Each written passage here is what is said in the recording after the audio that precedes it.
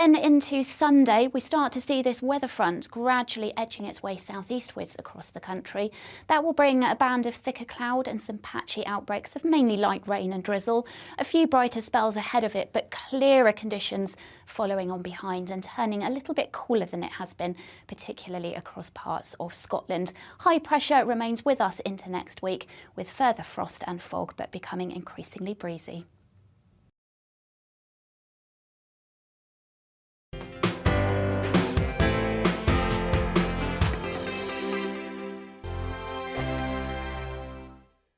Hello there, I'm Eamon. And I'm Isabel. And you're watching the GB News digital stream across the United Kingdom. And around the world. If you're here in the UK, you can also watch us on your TV screen. GB News is Freeview channel 236. On Sky, we're channel 515. 626 on Virgin Media. Just remember, you might need to retune your TV to watch the channel. Yeah, and if you are doing that, find out more about retuning by going to gbnews.uk. Join my show Farage, 7 p.m. till 8 p.m. Monday through Thursday. And there you will get opinion, analysis, debate, and I'll cover stories that nobody else dares to touch. And then for the last 15 minutes, talking pints. We're over a drink. We have a civilized conversation with someone. We very often disagree, but we do it in a grown-up way. Come and join me on Farage.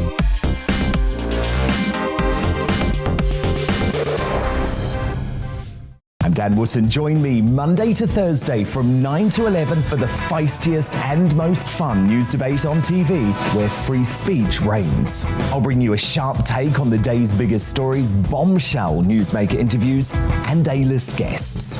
And I guarantee you, no spin, no bias, no censorship, and no reason to go to bed. That's Dan Wootton tonight, Monday to Thursdays from 9 on GB News. Hello there, I'm Eamon Holmes. And I'm Isabel Webster. And we hope you can join us for Breakfast with Eamon and Isabel. You make me laugh out loud, belly laugh. Is that important first thing in the morning? Yeah, absolutely. And there's me trying to be deadly serious. News is a serious business. Yeah, I have to rein you in sometimes. Well, it doesn't stop us laughing at it. It doesn't stop us having an opinion on what's going on. Yeah. And it certainly will not stop us reflecting what you think. Weekdays from 6 to 9:30 on GB News.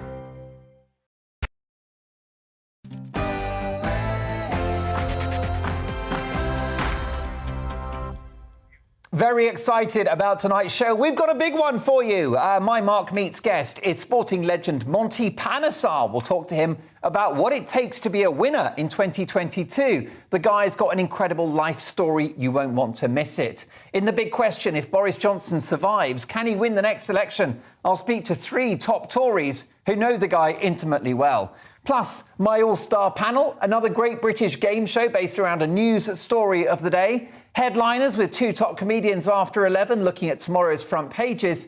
And on the other side of this is all about opinions, this show. We'll get to my opinion. So I'll see you after the headlines. It's going to be a busy 3 hours. First up, here's Polly.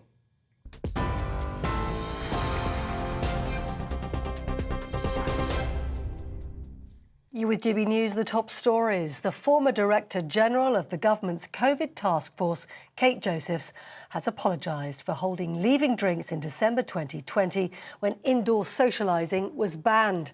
It comes after it emerged 2 parties were held the day before the Duke of Edinburgh's funeral in May.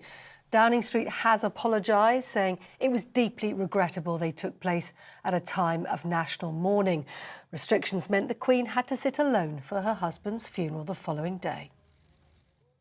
Virginia Giuffre says she's pleased a judge has ruled her civil sex abuse case against the Duke of York can go ahead. Ms Giuffre says she wants to expose the truth. Prince Andrew denies the allegations, and it comes after the Duke was stripped of his royal patronages and military titles. Novak Djokovic is currently awaiting the outcome of whether or not he'll be deported from Australia. The announcement comes after an Australian court ordered the tennis star to be detained ahead of a decision. Djokovic will, however, be allowed to attend his lawyers' offices.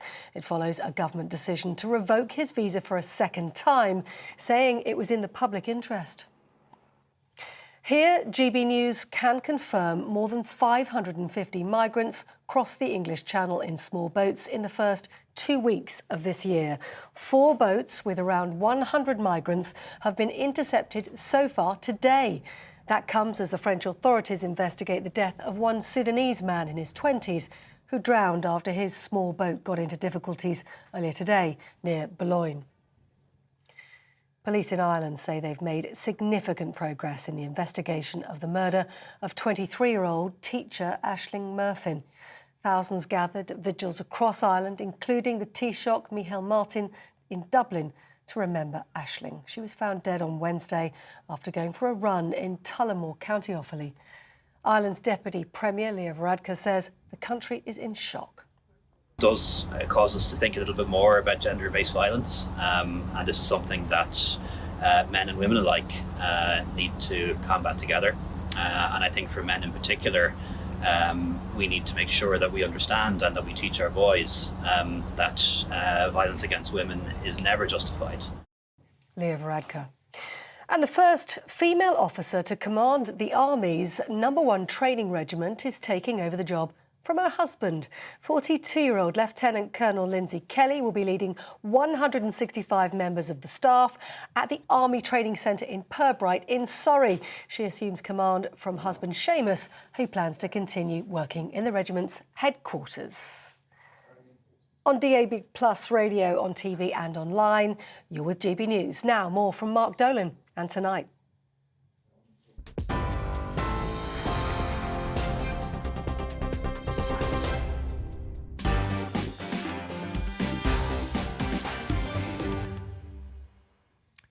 It's Friday, January the 14th, 2022. A cracking show for you tonight. Many thanks to Polly for the headlines. She returns in an hour's time, and we'll keep an eye on that major tennis story in Australia. Novak Djokovic, of course, pursuing his right to take part in the Australian Open through the courts. We'll be discussing Australia tomorrow. We'll do an Australia special in The Big Question. And the big question tomorrow will be, has Australia lost the plot? We'll speak to several journalists and people living in Australia on tomorrow's show. But for tonight, my Mark Meets guest is one of the most talented and accomplished sports stars in the country. Monty Panesar, English cricket legend, is live at 10. Just what makes a winner? I'll get some top tips from a man that's been there and has got the cricket bat. And rest assured, if you're not a cricket fan, neither am I. But I love Monty Panesar, and his story is an incredible one, so make sure you're here to hear it at 10 o'clock. In The Big Question, after another tumultuous week for the Prime Minister, can Boris survive his latest and deepest crisis? And if he does, can he win the next election? Would you vote for Boris? I'll speak to 3 top Tories about the future of the blonde bombshell. It's also the topic of my big opinion in 2 minutes' time. Plus, we'll have another great British game show based around a news story of the day. My big opinion on its way, as I've said. I'll be talking about a name change for these delicious sweets. Has the world gone mad? That story leaves a sour taste in my mouth. So, big opinions, as I say. My all-star panel reacting to the big stories of the day. Tonight, brand new to the programme, excited indeed to have best-selling author Francesca Spector. Francesca, welcome to GB News and to Mark Dolan tonight. Ex-Lib Dem MP and borderline national treasure, Lembit Opik. What do you mean borderline? We all love him. And political commentator and Housewives' favourite, Andre Walker. Listen, a winning show's got to have a bit of eye candy. Now, big stories, big guests, big opinions, and after 11, big laughs for weekend headliners when I'm joined by 2 top comedians rattling through tomorrow's newspaper front pages. So a busy 3 hours to come. Remember, we don't do boring, not on my watch.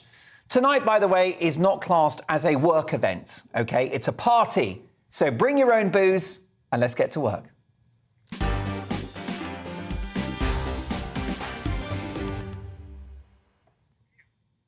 How do you solve a problem like Boris Johnson? A man of innumerable talents, wit, a keen intelligence, charm, and a stubborn ability to bounce back. But can he bounce back from this one? Well, in my view, it's possible, but he's got his work cut out. But so did Liverpool at half-time in 2005 against AC Milan.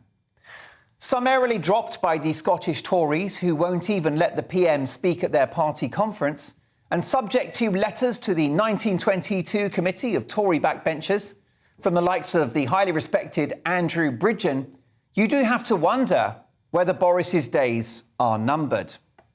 Notwithstanding his many talents, Boris seems to be proving my theory that he's good at winning public votes, twice in Labour-dominated London as mayor, Brexit, of course, and a landslide win in December 2019.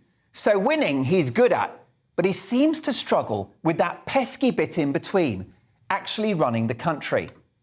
In the end, I just suspect that this entertaining maverick may lack the skill set, temperament and wise judgment required for the burdens of high office. But I think we're not quite there with Boris. Not just yet. I don't think it's game over. The fat lady has her dress on. She has applied her makeup. She's clearing her throat, but she has not begun to sing. So it's hard to know whether this Prime Minister will change, whether he wants to change or whether he can change. He ended our Brexit hell. He kept Jeremy Corbyn out of number 10. He presided over a world-class vaccine rollout. And his innate liberalism shaped a lighter touch policy on COVID restrictions, starting with an understandable reluctance to lock us down at the start of the pandemic. And hey, he maybe proved right on that one over time. He was behind Freedom Day on the 19th of July, and of course the far lighter measures in England than elsewhere in the UK over Christmas. Now this approach, I'm calling it Sweden light, appears to have been vindicated in terms of cases, hospitalisations and sad deaths, particularly by comparison to Wales and Scotland, who had stricter measures. If only the Prime Minister had been able to follow his instincts and take an approach like that throughout the pandemic. Imagine if the Prime Minister had actually been in charge. We can only dream. Now, don't get me wrong, in my view, we've had far too many scientifically debatable restrictions on Boris Johnson's watch, and the non-COVID death toll will be tragically high, as well as the economic and societal damage. But under almost anyone else, things would likely have been even worse. So be careful what you wish for, I say. During this pandemic, imagine if we'd had Prime Minister Corbyn. Just let that one sink in. How about Prime Minister Michael Gove? How about Prime Minister Jeremy Hunt, I should say, Jerry to his friends. How about Prime Minister Matt Hancock? Thanks, but no thanks. Or how about this one? King of the lockdown, the man who said Freedom Day was reckless, Prime Minister Starmer, the man who's had COVID more times than you've had hot dinners. In the end, it will be sad if a stupid soap opera like Partygate is what ultimately brings Boris down. Because I care about the real stuff, the stuff that, in my humble opinion, matters to you, and upon which a Prime Minister should rise or fall. Not drinks parties, but the economy, the pound in your pocket, the cost of living crisis, the NHS, crime, national security and schools. But Partygate demonstrated that the elites, led by Boris Johnson, had total contempt for the rules that they were inflicting upon the rest of us. And it's clear that they weren't afraid of COVID and that they considered the measures by which they did not abide to be total bollocks. So in the end, it could be one party too many for this party-loving Premier. But if he goes, I'm not sure that's a cause for celebration.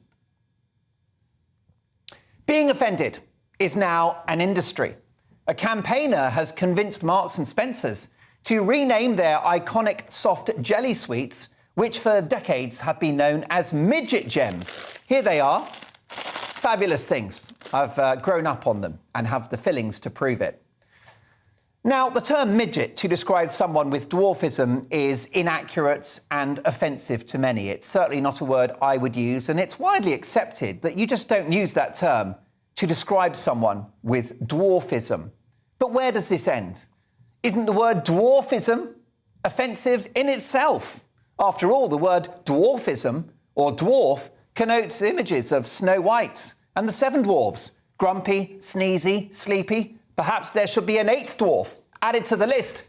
Mr. Permanently Offended. There are many terms previously not considered offensive, which we now generally don't use. And that's how language works. It evolves not through the edict or the iron fist of corporate messaging, but it evolves through a social understanding of which terms to use and which not. We don't need a manual. We don't need rules.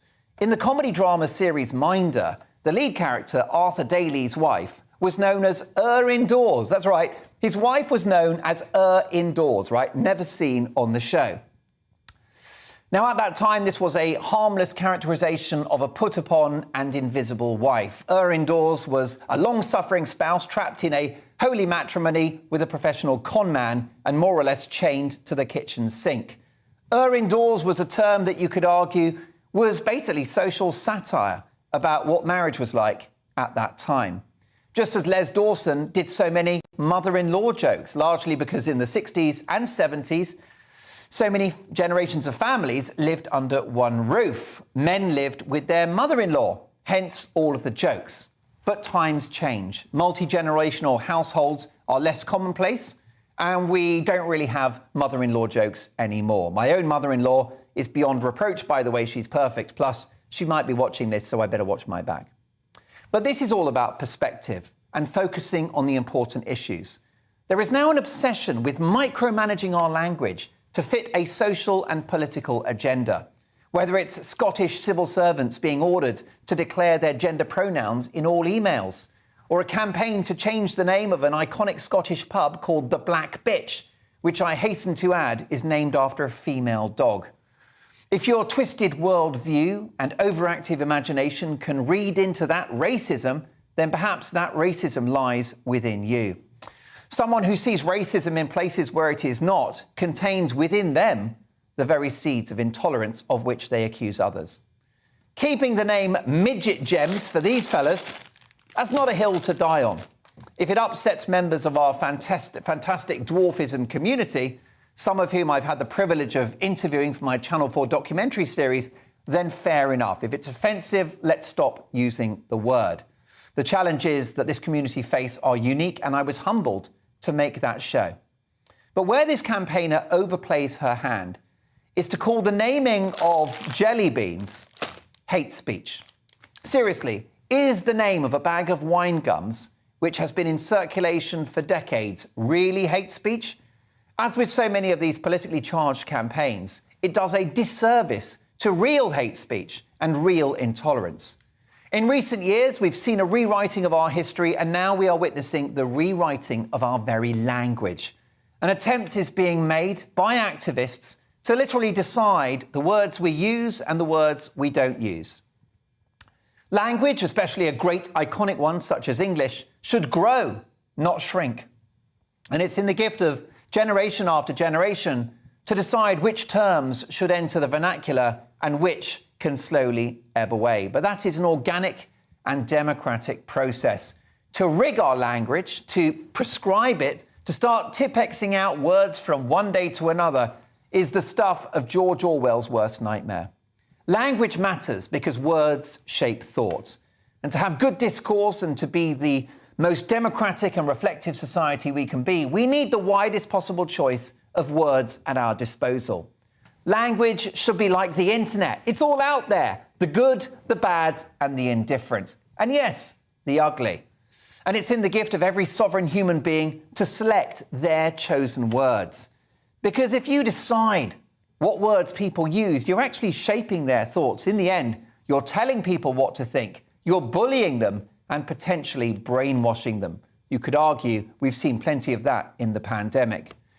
Living in a society where you're afraid what to do, what to say, or even what to think is where we are dangerously headed, in my view. And it's the definition of what hateful really looks like. Let me offer you 3 quotes. 3 philosophers. Oliver Wendell Holmes once said, "Language is the blood of the soul, into which thoughts run and out of which they grow."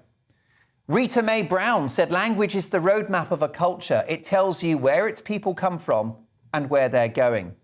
And Wittgenstein, easy for you to say, I'll put my teeth back in, the philosopher Wittgenstein said, "The limits on your language are the limits on your world." He took the words right out of my mouth. Now, whatever you say about these little mini gems, whether you call them mini gems or mini goblins, mini sweets, mini chews. They're delicious.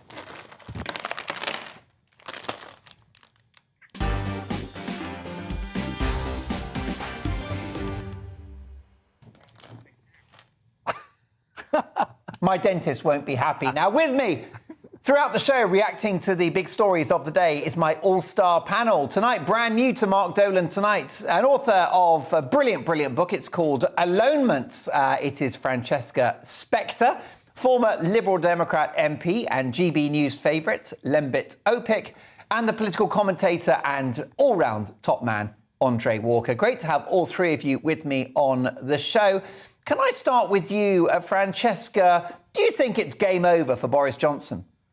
I don't seriously think this is going to be the end. I think there's been a lot of discussion about it, and I think a lot of that has also been light-hearted. I think that this is a time where we are sort of emerging out of the Omicron worry and fear and anxiety. This isn't a time like Dominic Cummings in the wake of that, where everyone was very angry because they were still living under so much restriction and still victim to that. I think we honestly don't want to go backwards that much to be historically picking holes in what was and wasn't quite within the restrictions at the moment, as much as it's being covered.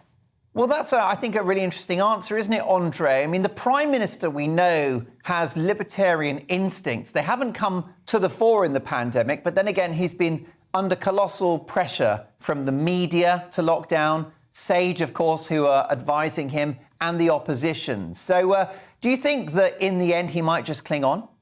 Well, it's a really difficult question. So whether he'll cling on is a different question to whether he should cling on. And where I'm at, and I imagine so many people watching this are at, is this. Boris Johnson attended these parties and did all these things because he's a giant hypocrite. He never believed in the lockdown. He never believed in mandatory vaccinations. He didn't believe in massive furlough schemes. He didn't believe in any of it, right?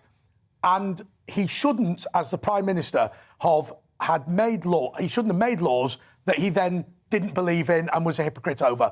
But then you ask yourself, what is worse, having a giant hypocrite in number 10 or having someone who's a genuine believer? You know, you look at Van Tam, obsessed with lockdowns. He's now left as a result of Boris Johnson's behaviour. Similarly, Keir Starmer would have locked down permanently. You mentioned Jeremy Corbyn, had he won in 2019. Perpetual lockdown. We assume that Dominic Cummings is having a go at Boris Johnson as a result of Michael Gove's influence. Once again, Michael Gove obsessed with perpetual lockdowns. So Boris Johnson has behaved abominably. But the question is, should we not forgive him on the grounds that at least he's a hypocrite rather than a real believer? And a real believer could really destroy this country. What are your thoughts about Boris Johnson's approach to the pandemic, Lembit? Like my breakfast, he's toast. There's no way out of this. Now, I speak as somebody who ruined a political career of my own. So I've been through this. And what I say, actually, with some humility, is it looks, apparently to some commentators, that he can survive this. He can't.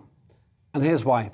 Because, number one, it's not over yet. There's a very interesting question about the alleged party on the 13th of November 2020 in his own apartment, which hasn't come out yet. I would predict that there's at least 3 more parties which are hugely embarrassing to the Prime Minister to come out.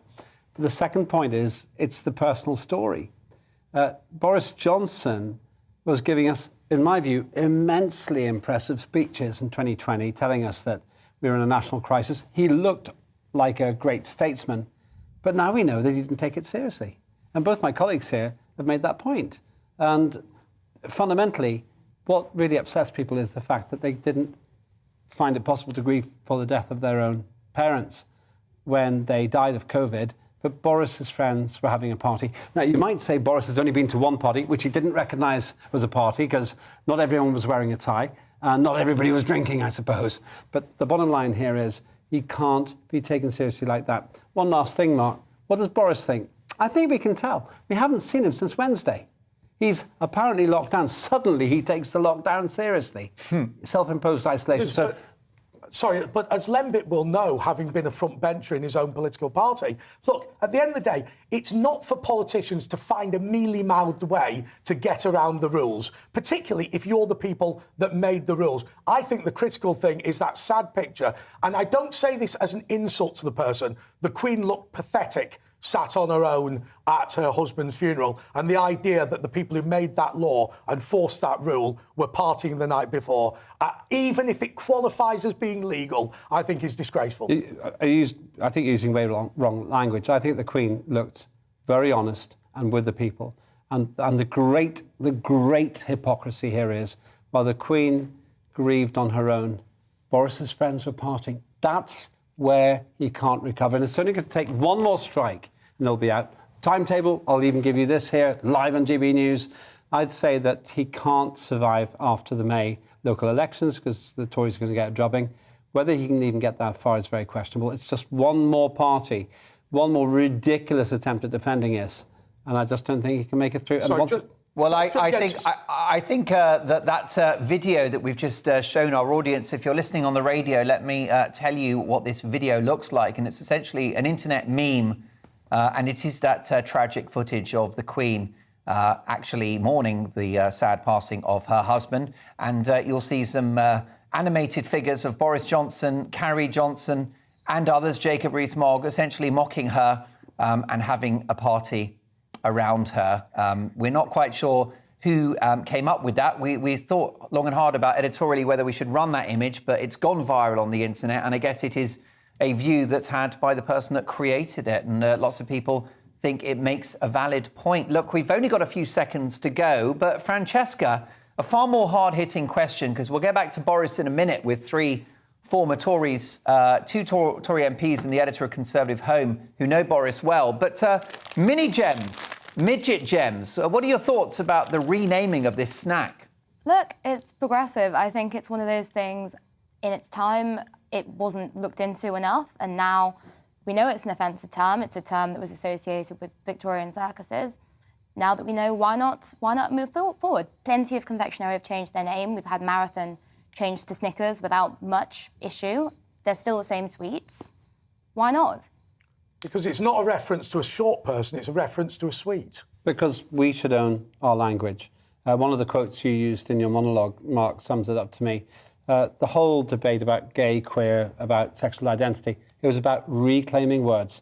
I don't think that we should be bullied into not using words. All right, well, I'll be handing out mini gems to my panel throughout the show just to keep their energy up, or midget gems. In fact, why don't you let me know what you think? Do you believe that the term midget gem to describe a sweet is offensive? Are you concerned about this assault on our language? George, in our digital department, is busy at work crafting both big opinion monologues. They'll be available on Twitter very shortly at GB News. Lots more to come. My Mark Meets guest is the legendary British sportsman Monty Panesar. He's here at 10 o'clock. We'll talk about how to be a winner in 2022. And in the news agenda with my panel later in the hour, with Extinction Rebellion protesters being acquitted today, is this country losing its grip on law and order? We'll discuss that with my panel. Plus, another great British game show based around a news story of the day. But next up, we'll speak to three top Tories about Boris's future. See you after this. Hello. Fog and frost to start this weekend once again for many of us. Quite a lot of cloud then through the rest of the day on Saturday before it brightens up for many of us on Sunday. Now, high pressure has been with us for quite some time, still in charge of the weather at the moment, but we do have these weather fronts waiting in the wings, and they will start to influence our weather during the course of this weekend. But before then, fog and frost are the order of the day. Overnight tonight, reforming quite widely, particularly across parts of England and Wales. Central and eastern England particularly prone, I think, to some fairly dense fog patches tonight and into the start of the day tomorrow. And we do have a weather warning in force. Also, a frost forming fairly extensively once again, perhaps not quite as chilly though as some recent nights. So Saturday will start on rather a grey note for many of us. Any fog slow to lift and likely to lift into low cloud rather than clearing completely. So it will be quite a grey day for the majority of us on Saturday. Having said that, a few brighter spells, most likely I think across some northeastern parts of England and Scotland. Temperature-wise, nothing particularly special, and it will feel fairly chilly underneath all that cloud. Then overnight Saturday into Sunday, we won't see quite as much fog as we have done over some recent nights because of that cloud, which will be fairly stubborn. So a fairly cloudy night, keeping temperatures a little bit higher than they have been of late, but still a rural frost is likely. Then into Sunday, we start to see this weather front gradually edging its way southeastwards across the country. That will bring a band of thicker cloud and some patchy outbreaks of mainly light rain and drizzle.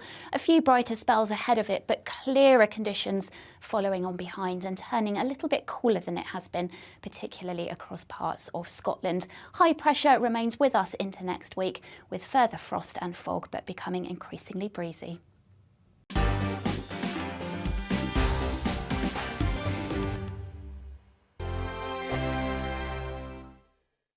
Hello there, I'm Eamon. And I'm Isabel. And you're watching the GB News digital stream across the United Kingdom. And around the world.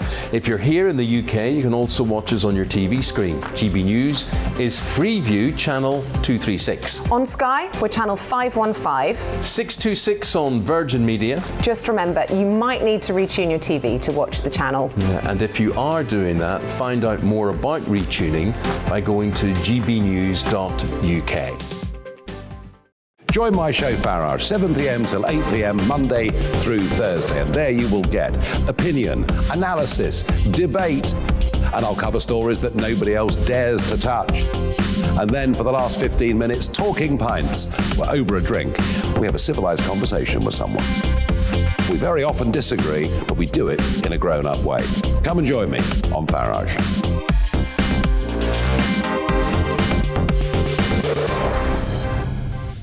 I'm Dan Wootton. Join me Monday to Thursday from 9 to 11 for the feistiest and most fun news debate on TV, where free speech reigns. I'll bring you a sharp take on the day's biggest stories, bombshell newsmaker interviews, and A-list guests. And I guarantee you, no spin, no bias, no censorship, and no reason to go to bed. That's Dan Wootton tonight, Monday to Thursdays from 9 on GB News. Hello there, I'm Eamon Holmes. And I'm Isabel Webster. And we hope you can join us for Breakfast with Eamon and Isabel. You make me laugh out loud, belly laugh. Is that important first thing in the morning? Yeah, absolutely. And there's me trying to be deadly serious. News is a serious business. Yeah, I have to rein you in sometimes. Well, it doesn't stop us laughing at it. It doesn't stop us having an opinion on what's going on. Yeah. And it certainly will not stop us reflecting what you think. Weekdays from 6 to 9:30 on GB News.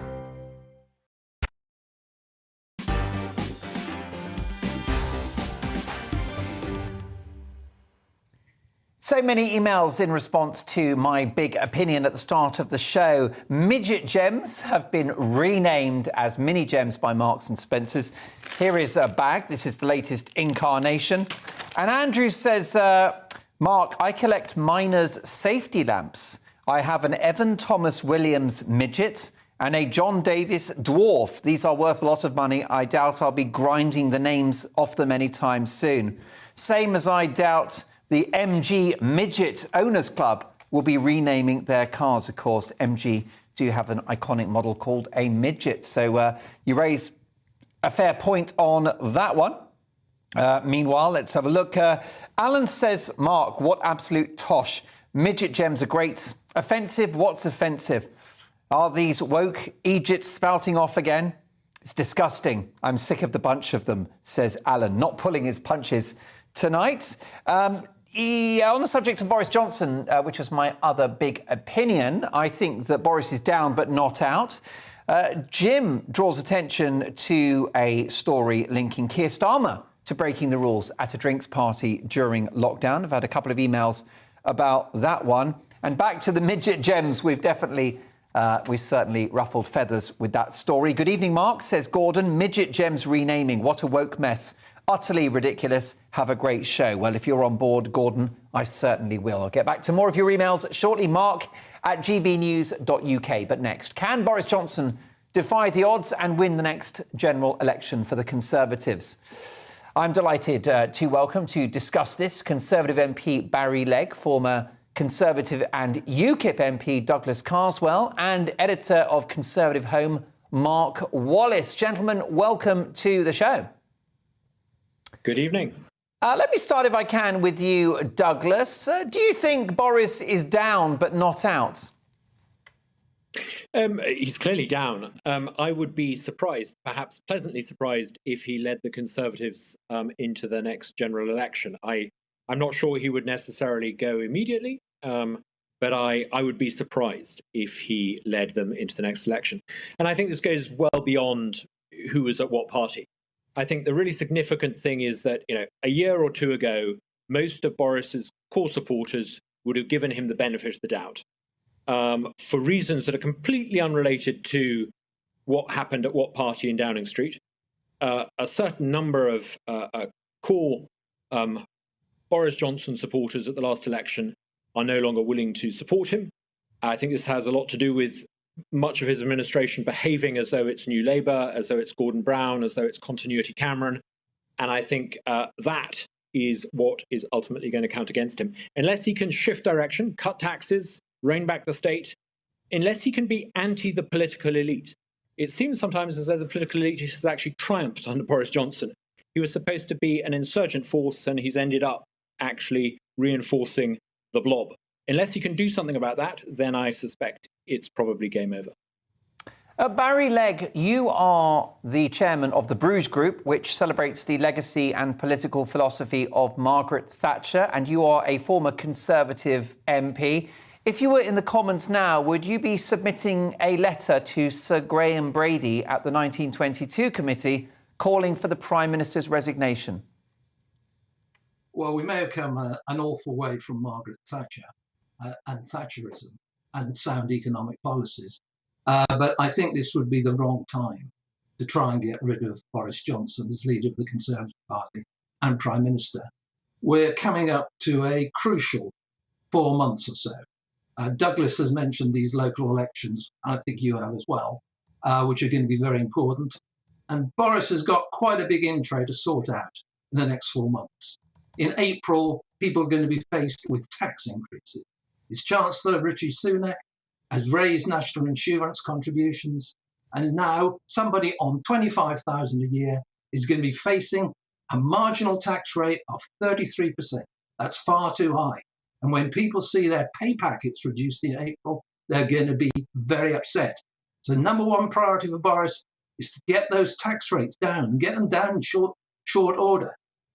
Secondly, he's also got the problem of energy prices going up in April, which is going to be very, very tough for most people. Energy prices can be rising by as much as 50%. And they're going to find at the same time they've got a smaller pay packet, less take-home pay.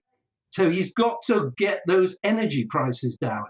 And those are the two issues that he should really be addressing, not trying to chase the crowd on whether it was a party or not a party. He's got to show real political leadership now.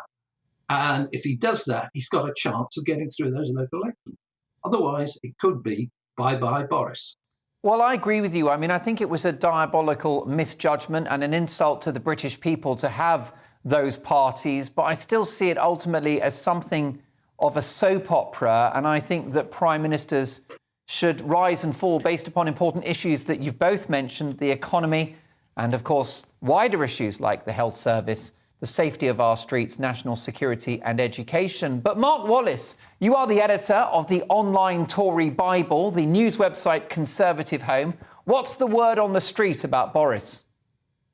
Well, we've actually got a survey out at the moment with our panel of about 3,500 Conservative Party members, asking them their views on his future, which we'll be publishing in the next couple of days, which will make for very interesting reading, I think. It's fair to say, without prejudging that, there's a huge amount of frustration. There's annoyance. Frankly, we're all used to the idea that in politics, people who don't happen to agree with you about one thing or another, or might be members of another party or tribe, will do their very best to find rocks to throw. The first responsibility you have as a politician is not to dig up a load of rocks and hand them to your opponents for them to enthusiastically sling right at you. And I think there is a lot of frustration that this is a self-inflicted problem with regard to the Prime Minister and the government more generally. it's not the first self-inflicted problem either, which adds to that kind of frustration. And particularly, it's not something that's come completely out of the blue.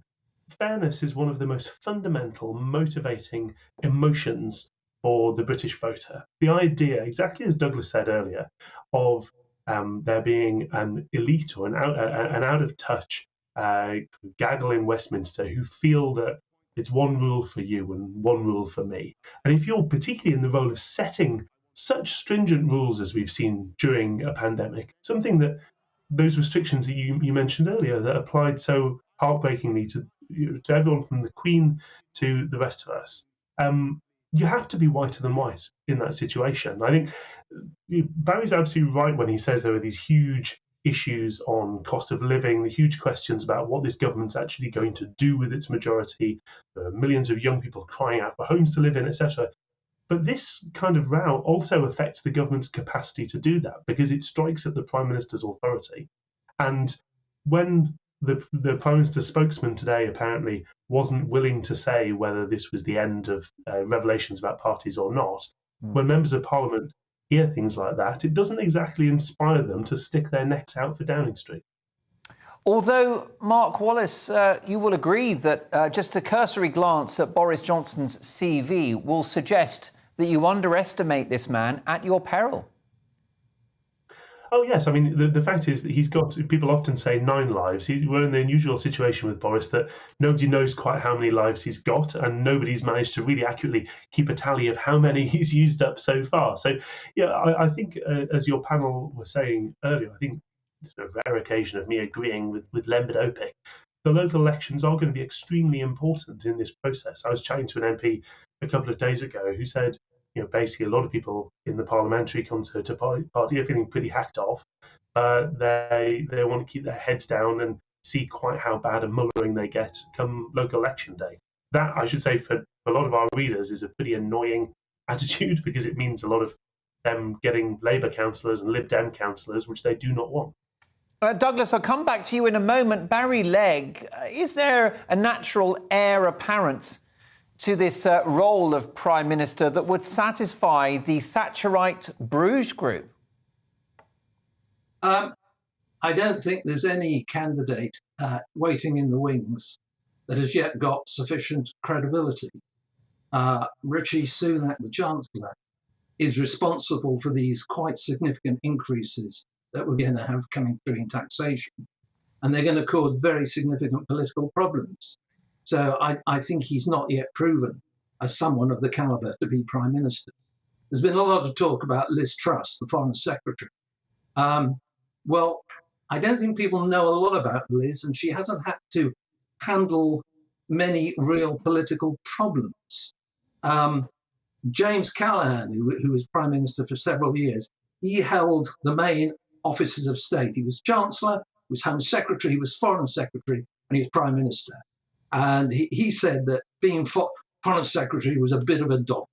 You didn't really have to do very much. You flew around the world and you met people. Those other big jobs were big jobs, dealing with serious political issues every day and having to formulate policy. So I think Liz is pretty much untested at the moment. And it will be interesting to see how she handles the Northern Ireland Protocol and her negotiations with the EU over that. That is a very, very significant problem and is a grave threat to the integrity of Northern Ireland. So people will be watching her carefully and they'll see how she performs. And when we see some actions from Liz, we'll know whether she's capable of possibly holding the office of Prime Minister. So I think those are the two main runners at the moment. Michael Gove has had several tries in the past. He may try again, but I think he's held an awful lot of positions, and many of the unsatisfactory aspects of our withdrawal from the EU are probably to be laid at his door. Is there anybody, Barry, is there anyone in the current Conservative Party that Margaret Thatcher would anoint as next leader? Who would get her vote, do you think? Well, probably somebody like Jacob Rees-Mogg. I know Jacob's taken a lot of flack in recent days about his comments about the Conservative MPs in Scotland. But Jacob has actually got a very good grasp of economics and taxation. He's been a businessman. He's been a very successful businessman, and he's got very strong principles. So if we're talking about somebody that Margaret Thatcher might like, she might well like Jacob. But I think Jacob, he's got those strong points to him, but he's also needs to work on conveying himself as a person of determination and integrity and being close to the people. So Rees Mogg gets Thatcher's vote. Mark, I think one of the fundamental strategic problems the Conservative Party faces is that for years now, it has selected people to be A-list candidates based on woke criteria rather than ability and character. And this means that you fundamentally weakened the parliamentary party. There's just not the talent pool that there may have once been. There are some talented people there, but there's an awful lot of dross. There are an awful lot of third-rate mediocrities. And that begins to show when you look around the cabinet table and you see a real shortage of talent. It is because of A-list woke candidate selection. And I'm afraid if the Conservative Party doesn't address this, if it continues to select people as New Labour, it will end up being like New Labour, detached from its roots, part of the establishment, and part of the problem, rather than a vehicle that insurgent voters can turn to for real change. With Douglas, a Prime Minister in Boris Johnson that cannot say on national television that only women have a cervix. So I think the theme of this conversation and the theme of many emails that I get to this show are that Boris's greatest failing is that he's not a Conservative Prime Minister. Douglas. Let's not be too harsh. There are some very good Conservative things that he's achieved. Brexit. I think the real disappointment, though, is that on many fronts, particularly when it comes to economic policy, energy policy, he has too often accepted the establishment thinking that he found on entering office in Whitehall, rather than changing it, rather than resetting the establishment agenda. He has, in many ways, carried on. We have a sort of continuity of Gordon Brown's tax policy. We have a continuity of Ed Miliband's energy policy. We have a continuity of David Cameron's failure to control our borders. And I think most tragic of all, having left the European Union, there's no clear vision as to what it is that we're in office, or rather he is in office, to try to seek to achieve. Now, COVID concealed this fundamental lack of strategy for a long time because it allowed us to talk about something other than the purpose of being in office. But I think as the epidemic abates, it's going to become blindingly obvious that we are faced with an administration that is in office but not in power, has ambition but little vision. There's a clique of courtiers in number 10 Downing Street who are not accountable to anyone, who are not accountable to MPs, who are not even accountable to cabinet ministers, who treat being in Downing Street as a bit of a wheeze, and who are they probably only meet ordinary members of the public when they go to the off-licence to buy more booze or pick up their dry cleaning. This is the fundamental root cause of the problem. And a party led by someone who led the Brexit campaign ought to understand this problem. I really do think it needs to be addressed as a matter of urgency, or I suspect the current incumbent may tragically be one of the shortest prime ministers since, I think, Bonner Law. Well, yes, I mean, you, of course, are one of the architects of the Vote Leave Brexit campaign. If there was a Mount Rushmore for Brexit, your face would be chiselled into that mountain. Let me tell you, Douglas. Briefly, it would be a molehill, I'm afraid. Never. Look, obviously, we did get out. Brexit happened, and you contributed to that story. But very briefly, if you can, I'll ask each of you, starting with you, Douglas. I won't hold you to this, but who leads the Conservative Party into the next election? What's your best guess? I simply don't know. And I think if there was a clear answer to that, we would see some change. Okay. Mark Wallace? Predicting this is an absolute mugs game. I would say watch out for an unexpected kind of push from 2017 or 2019 MPs. Oh, good to know. Possibly some red wall action. And how about you, Barry Legg? Who leads the Tories into the next election? Well, I wish I knew the answer to that question. It's very difficult to make an assessment for the reasons that Douglas has reiterated. And in my early remarks, I did refer to a number of potential candidates, but they really need to be put through their paces and show whether they are people that can deliver, are in tune with conservative philosophy, and can actually relate to the people and get votes. Gentlemen, thank you so much for a fascinating conversation. Former Conservative and UKIP MP, one of the key architects of Vote Leave, now an academic based in the United States, Douglas Carswell. The editor of the online Tory Bible, the news website Conservative Home, Mark Wallace, and former Conservative MP and now chairman of the Bruges Group, which celebrates the legacy and political philosophy of Margaret Thatcher, Barry Legg. Over to you, folks. Will the Prime Minister fight the next election? Boris Johnson, will he be in post? Mark at gbnews.uk. Don't forget, at 10 o'clock, my Mark Meets guest is the one and only sporting icon, Monty Panesar. Plus, big laughs and big stories after 11 in Headliners. We'll be reacting to tomorrow's front pages in the company of two top comedians. So much to get through. I'll see you after this.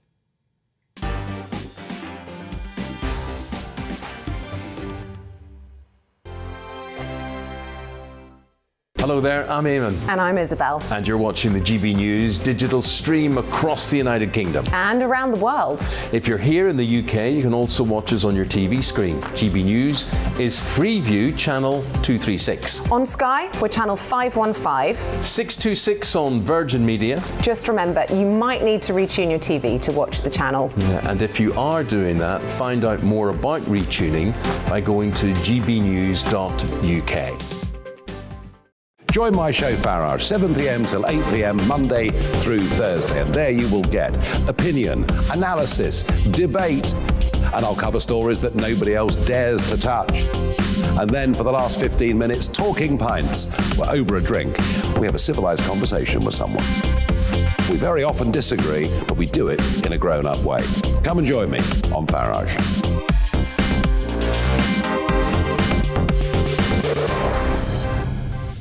I'm Dan Wootton. Join me Monday to Thursday from 9 to 11 for the feistiest and most fun news debate on TV, where free speech reigns. I'll bring you a sharp take on the day's biggest stories, bombshell newsmaker interviews, and A-list guests.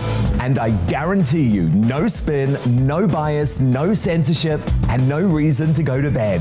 That's Dan Wootton tonight, Monday to Thursdays from 9 on GB News.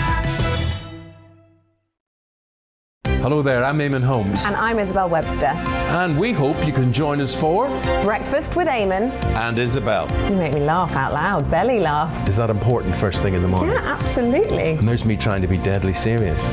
News is a serious business. Yeah, I have to rein you in sometimes. Well, it doesn't stop us laughing at it. It doesn't stop us having an opinion on what's going on. Yeah. And it certainly will not stop us reflecting what you think. Weekdays from 6 to 9:30 on GB News.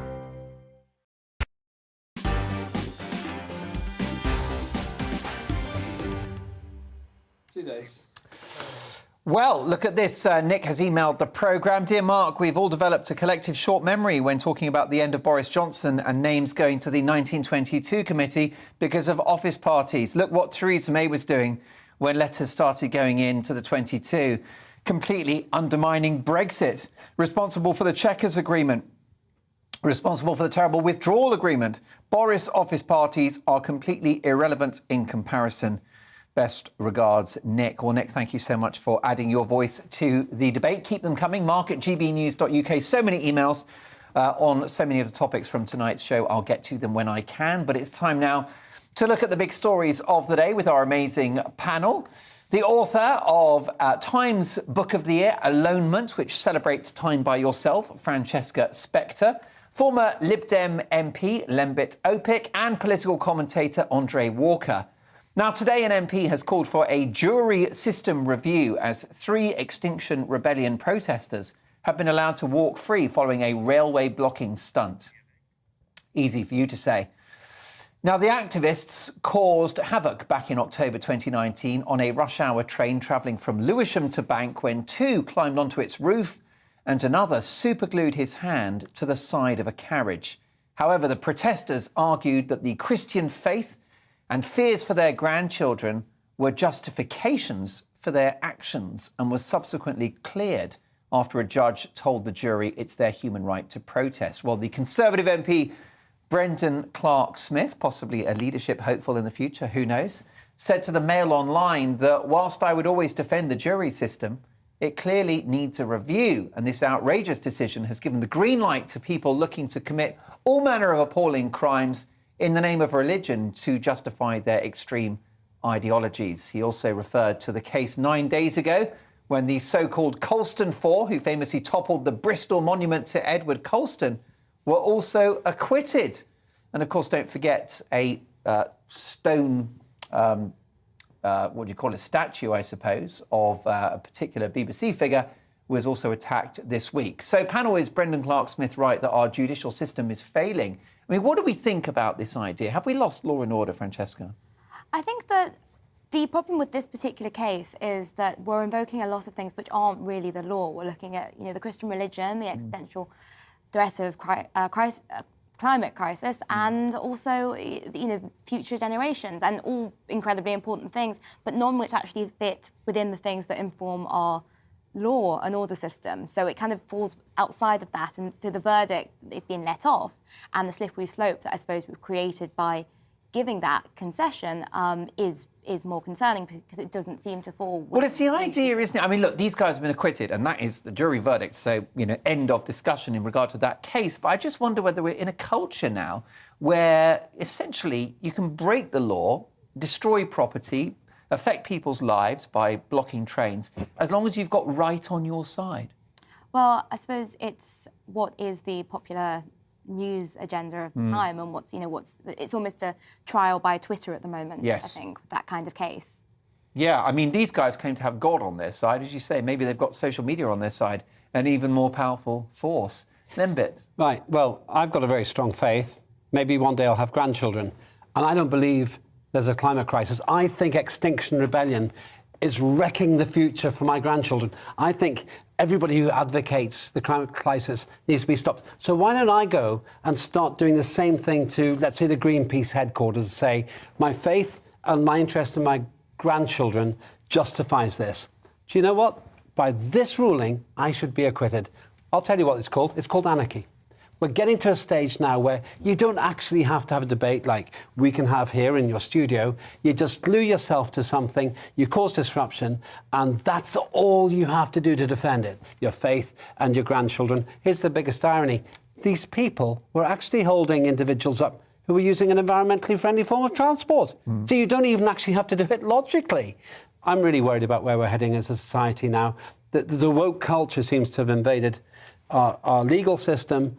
And once that happens, then let's just give up now and not pretend that we're a civilised or rational society. Well, yeah, I mean, Andre, I accept, the court verdict, but it bothers me that you can disrupt public transport, which is infrastructure, and get away with it.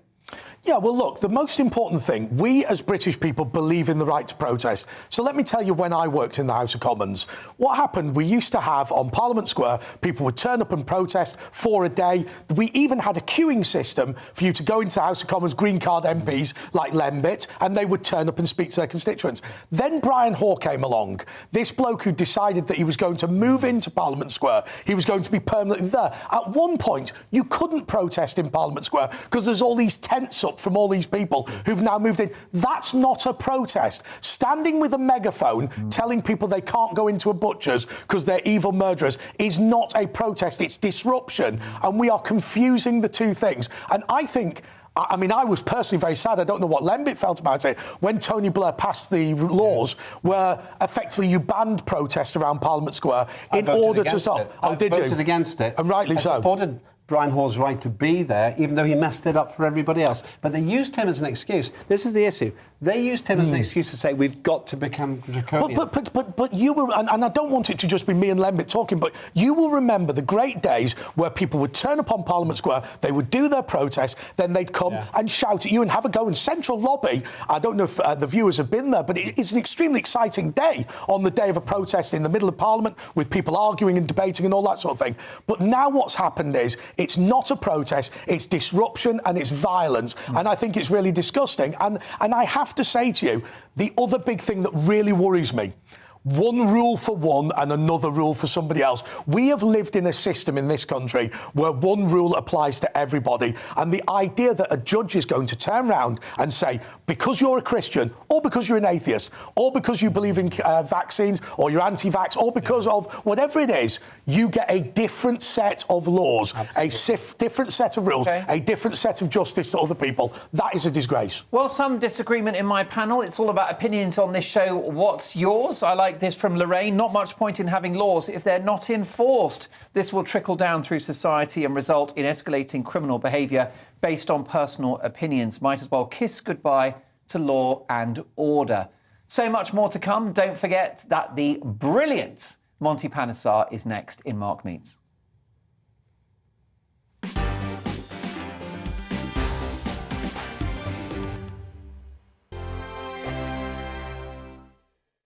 Hello there, I'm Eamon. And I'm Isabel. And you're watching the GB News digital stream across the United Kingdom. And around the world. If you're here in the UK, you can also watch us on your TV screen. GB News is Freeview channel 236. On Sky, we're channel 515. 626 on Virgin Media. Just remember, you might need to retune your TV to watch the channel. Yeah, and if you are doing that, find out more about retuning by going to gbnews.uk. Join my show Farage, 7 p.m. till 8 p.m. Monday through Thursday. And there you will get opinion, analysis, debate, and I'll cover stories that nobody else dares to touch. And then for the last 15 minutes, talking pints. We're over a drink. We have a civilised conversation with someone. We very often disagree, but we do it in a grown-up way. Come and join me on Farage.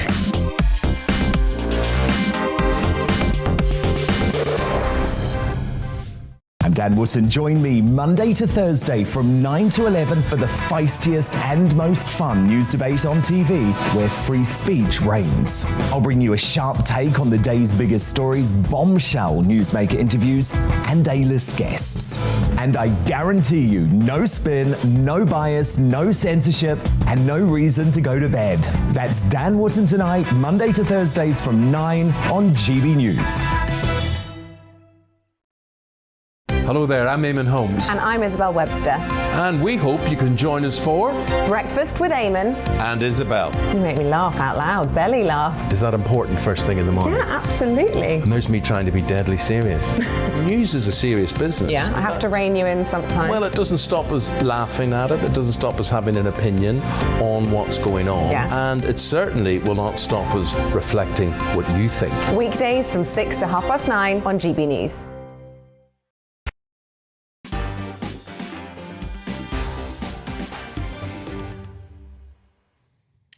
Two great emails summing up the first hour. This from Jeff, who says, "Dear Mark, it's possible that the Prime Minister has given himself a tougher job.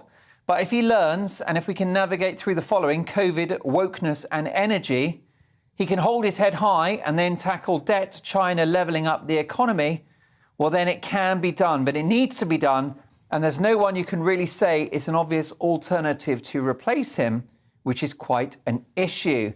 And on the protesters, this is from Elwood, who says, "Dear Mark, send the protesters the bill. It costs a lot to police these nuisance individuals." Brilliant stuff. Well, more of your opinions in the next hour. And sporting superstar Monty Panesar is live in the studio. Get your questions in now. What does it take to be a winner in 2022? Plus, my all-star panel and big laughs and big stories from tomorrow's papers after 11 in Headliners. First up, here are the headlines with Polly.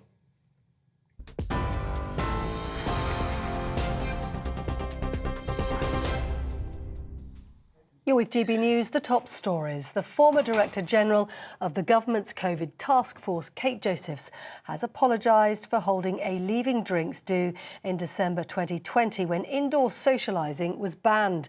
It comes after it emerged two parties were held the day before the Duke of Edinburgh's funeral in May. Downing Street has apologised, saying it was deeply regrettable they took place at a time of national mourning. Restrictions at the time meant the Queen had to sit alone for her husband's funeral the following day. Virginia Giuffre says she's pleased a judge has ruled her civil sex abuse case against the Duke of York can go ahead. Miss Giuffre says she wants to expose the truth. Prince Andrew denies all the allegations. It comes after the Duke was stripped of his royal patronages and military titles yesterday. Novak Djokovic's defence of his Australian Open title hangs in the balance this evening. The Serbian is currently in talks with immigration officials and his lawyers who will help him prepare his case ahead of an appeal on Sunday. It follows the Australian government's decision to revoke his visa for a second time, saying it was in the public interest. The first Grand Slam of the year begins on Monday. Here, GB News can confirm more than 550 migrants have crossed the English Channel in small boats in the first 2 weeks of this year. 4 boats with around 100 migrants have been intercepted so far today. It comes as French authorities investigate the death of a Sudanese man in his 20s who drowned after his small boat got into difficulties earlier today near Boulogne. Police in Ireland say they've made significant progress in the investigation of the murder of 23-year-old teacher Aisling Murphy. Thousands of people gathered at vigils across Ireland, including the Taoiseach Micheál Martin in Dublin, to remember Aisling. She was found dead on Wednesday after going for a run in Tullamore, County Offaly. Ireland's Deputy Premier, Leo Varadkar, says the country is in shock. Does cause us to think a little bit more about gender-based violence, and this is something that men and women alike need to combat together. And I think for men in particular, we need to make sure that we understand and that we teach our boys that violence against women is never justified. Leo Varadkar. And the first female officer to command the British Army's #1 training regiment is taking over the job from her husband.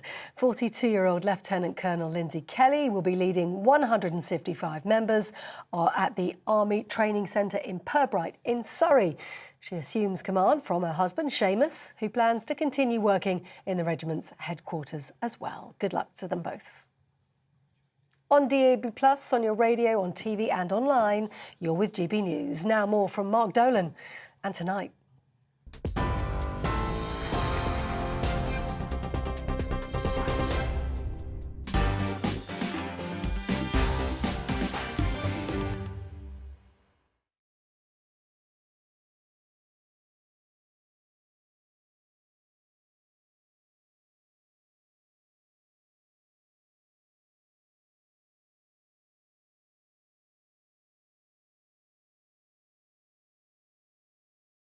Now, don't forget that after 11, I'm very excited to say that we, of course, will have headliners at 11 o'clock, and we'll be joined, of course, by 2 top comedians looking at tomorrow's newspaper front pages. But it's time now for Mark Meets, in which I interview the biggest names in the world of showbiz, sport, business and beyond. Tonight, a true British sporting icon. Monty Panesar is a former English international cricketer. The left-arm spinner Monty made his Test debut for England in 2006 against India in Nagpur. He went on to play in 3 Ashes series, winning 2 of them. And along the way, he was named a Wisden Cricketer of the Year in 2007, and wait for it, Beard of the Year in 2006, an accolade I can only dream of. Monty also achieved great things at club level too, playing for Northamptonshire, Sussex and Essex. On his day, he was practically unplayable. And for a time, he was among the world's most lethal spin bowlers. He's also one of the most recognisable and loved figures in the sport, and is now in demand as a pundit, including right here at GB News. It's my great privilege to welcome to the studio Monty Panesar. Hi, Monty. Oh, good evening. Thank you. Thank you for having me on the show. And of course, the next chapter is sports journalism. Tell me more.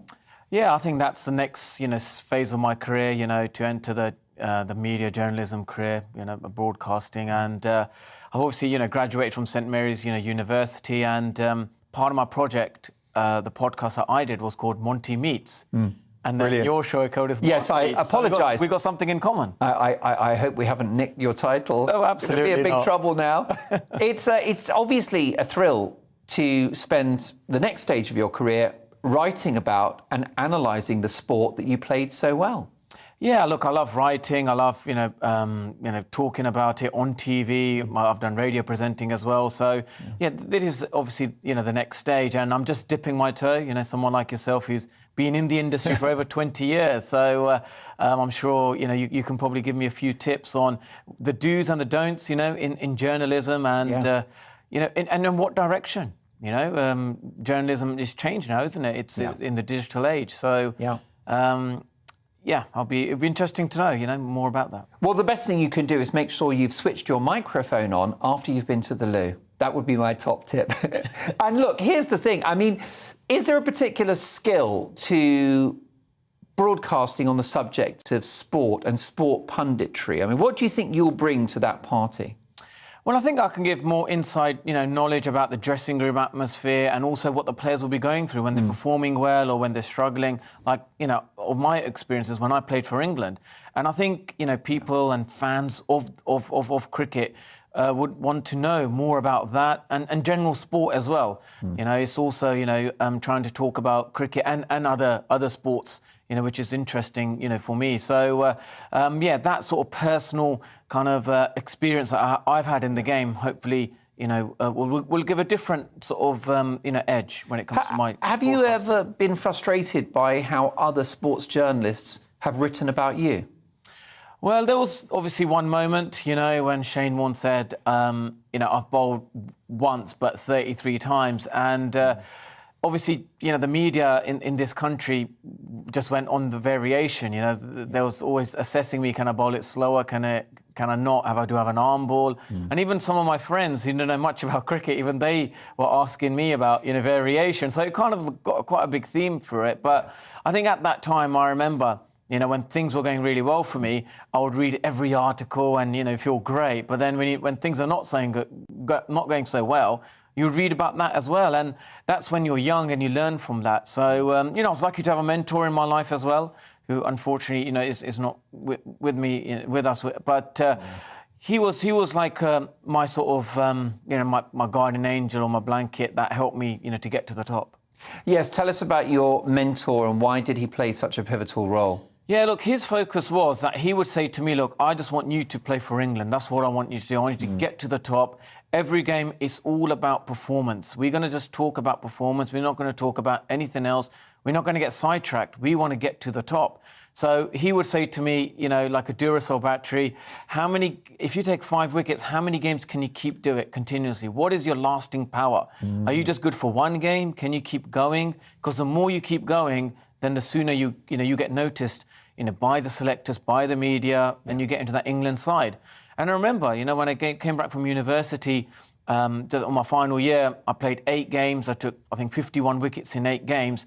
And then 3 or 4 months later, I was making my debut against India. Amazing. And, I remember Andrew Flintoff sort of, tapped me on the shoulder and he goes, yeah, you're playing this test match. And I couldn't believe it. I never thought I would be, playing. But it was that mindset, like mentally, you've got to be focused on your training, on your performance, on your skill.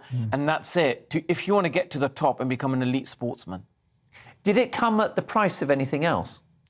Well, I think I had to sacrifice. The sacrifice was, making sure that I'm, fully, like my skill level is good, my fitness isn't, top as well. And it was like, probably didn't have, my younger days, much of a social life. It was just me and my mentor, where I could speak to him about my, my game, about everything about, cricket that was going on. So it's a nice place where you can just let your hair down and you can talk about it. But then when you go into playing for your team, you're fully switched on. You're 100% there to perform for the coach and the team and winning games of cricket. Did fame or success change your mindset? I think when I instantly became famous overnight, and people said, "Oh, the Monty mania is back in home," and I remember playing a game for Northants, so everyone would wear masks. I found that really strange early on in my career, because the previous year there'll be a man and his dog at the county ground, and no one would know who I was. So that kind of changed things. And I remember being nominated in a Sports Personality of the Year as well, and that was quite a big deal. So it was just my love for the game. I just loved playing cricket, loved celebrating, but I didn't know that the rest of cricket fans, loved the way I played the game. Too right. Born in Luton in Bedfordshire to Indian parents. Tell me about your childhood. Yeah, look, my dad, he used to love playing cricket. He used to play for Luton Tack College, and I used to be a scorer at the age of 10. And he was an all-rounder. So that's how I got into the game. And he used to, he just wanted us to play cricket because, being young, he wanted us to be active. And there was the dream for my club, Luton Town and Indians. They said, we want a cricketer to play for England. That was their passion and their dream, and it was through their sort of love of the game, it caught on to me, and so I owe a lot to that club to helping me to get where I am today. And did you show particular talents as a child for cricket? Were you an especially good athlete? Well, I used to always feel down that fine leg, and then when you're playing, age group cricket, if you're bowling all the overs, then you bat, sort of lower order as well, which is evidence how my, cricket went. But the changing moment for me was when I was 14, and Paul Taylor, who used to play for Northants, I was at, I think, Upper Sandy College, North Bedfordshire, and he said to me, you should bowl left-arm spin because you're not getting any quicker. I don't think you can become like the next Wazzy Makram. That's what I wanted to become. And for me, when people say to me, who's your messiah, I always say it was Paul Taylor. That was the changing moment when he said you should become a left-arm spinner. And the next game I played at Royal Grammar School, where my parents took me there, and I took 7 for 35. And then following year later, I was playing minor counties cricket with the likes of Wayne Larkins. So what does left-arm spinner exactly mean in technical terms? It just means like, for a left-armer, the ball, pitches on middle stump and turns away on off stump, while an off-spinner who's a right-hander will pitch the ball outside off and it'll turn in. Yeah, I see. And I guess you had to adapt to that, but once you got the hang of it, that was it. Yeah, that was it. Because from a young age, I had good accuracy as a left-arm seamer. So when I bowled spin, I had long fingers. That's what Paul Taylor said. He goes, you've got quite big shoulders, you've got long fingers. And when I bowled a few balls in that indoor net and it's turned and bounced, he goes, you should give it a go and see how it goes. And since then, obviously, I haven't looked back. What about the values that you grew up with from your parents? Yeah, look, my parents, did say that you should, if cricket doesn't work out, you should try and, have an education. But as I was working hard on my education, cricket kept on, growing, opportunities kept on coming my way. At the age of 16, played minor county cricket, then played under 19s at the age of 18, and then soon I was, at the age of 23, while I was at university, after university, I played, for England. But at that time, the ECB had 6 centres for people to go to university and to get the best of both worlds, their education career as well as cricket. So that, I think, helped me. I went to Loughborough University and Graham Dilley was my coach there. Yeah. So that helped me to, I guess, play at the right time. So many highs. What about the low points in your career? Do any stand out?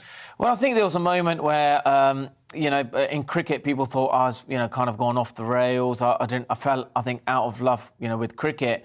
And, I remember, even speaking to, like, sports psychologists and people like that, and they said, maybe, you should... it feels like, something isn't quite, right with you. And even my family and friends, they kind of helped me out and obviously try to get some help there.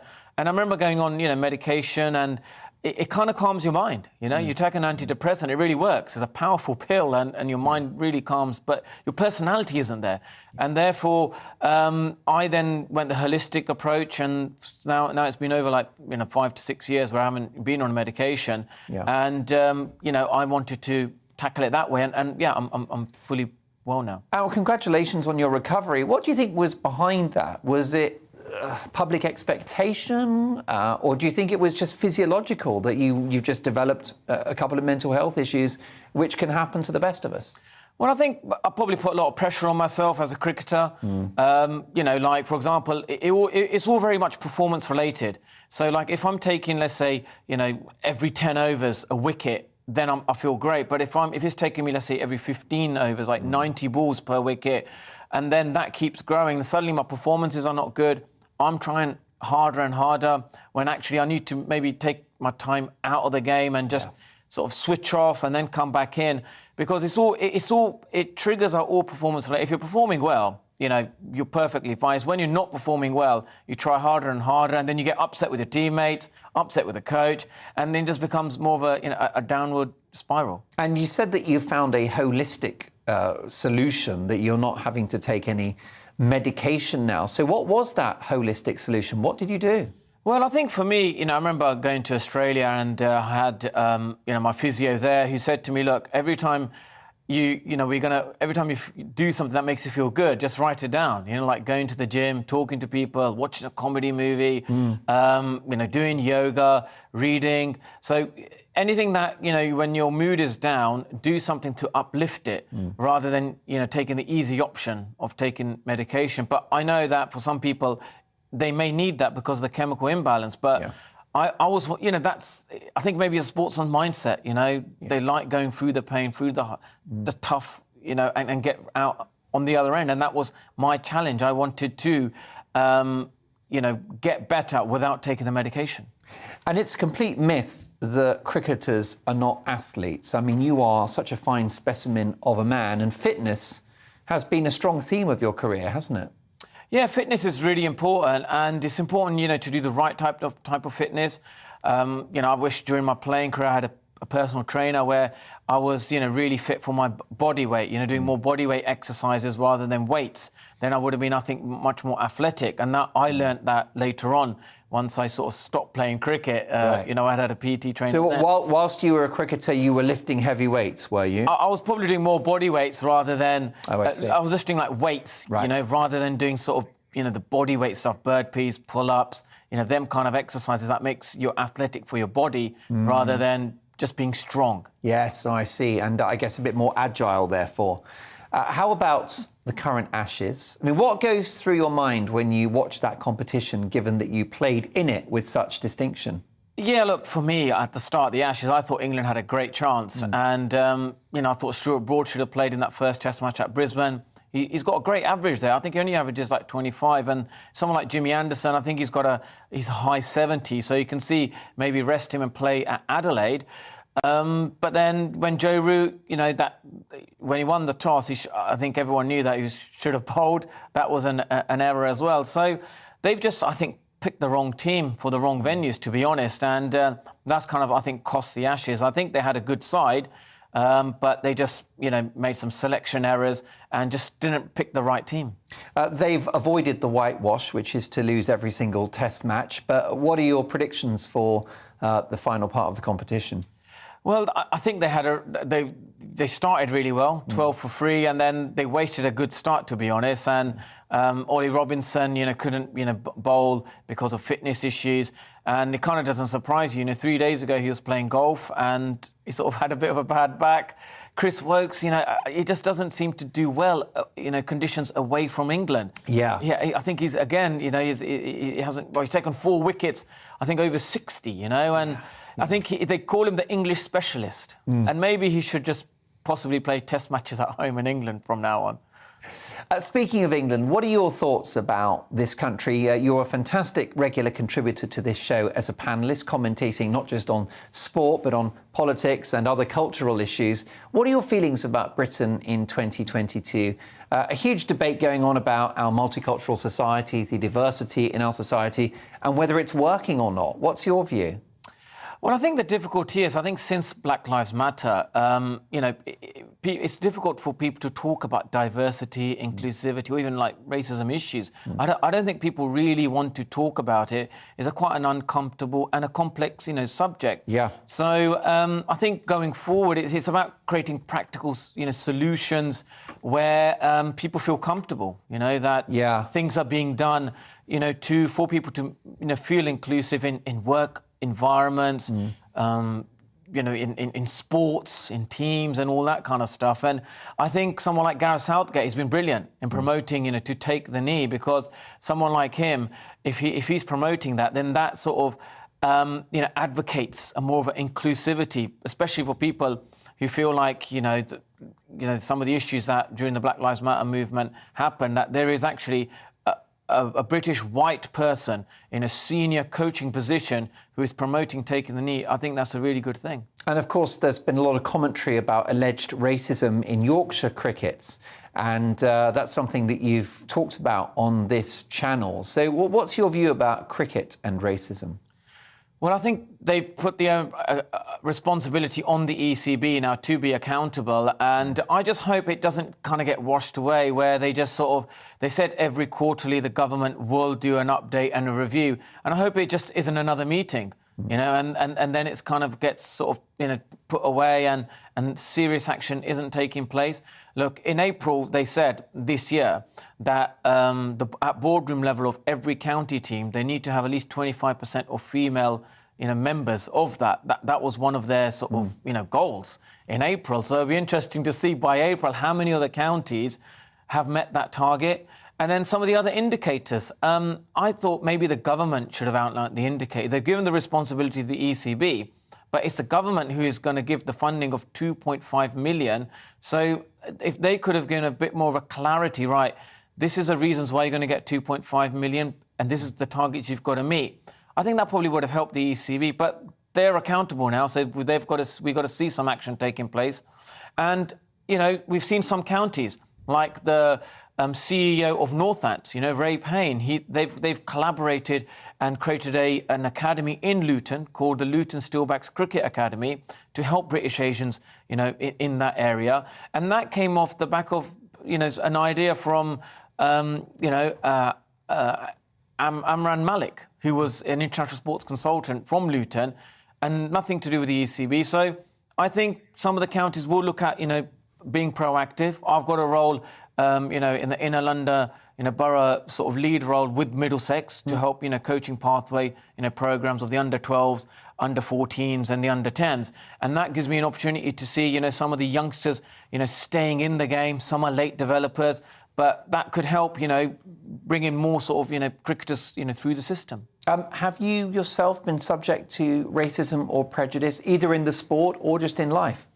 I think reflecting back now, I'm probably thinking that I went to, you know, to a seminar for Show Racism, the Red Card, you know, with the MCC, and I learnt a lot just sitting there, you know, because when I was playing cricket for England, my focus all was just to get to play for England, take wickets and enjoy just playing cricket. And I was lucky that I had a life coach to guide me there.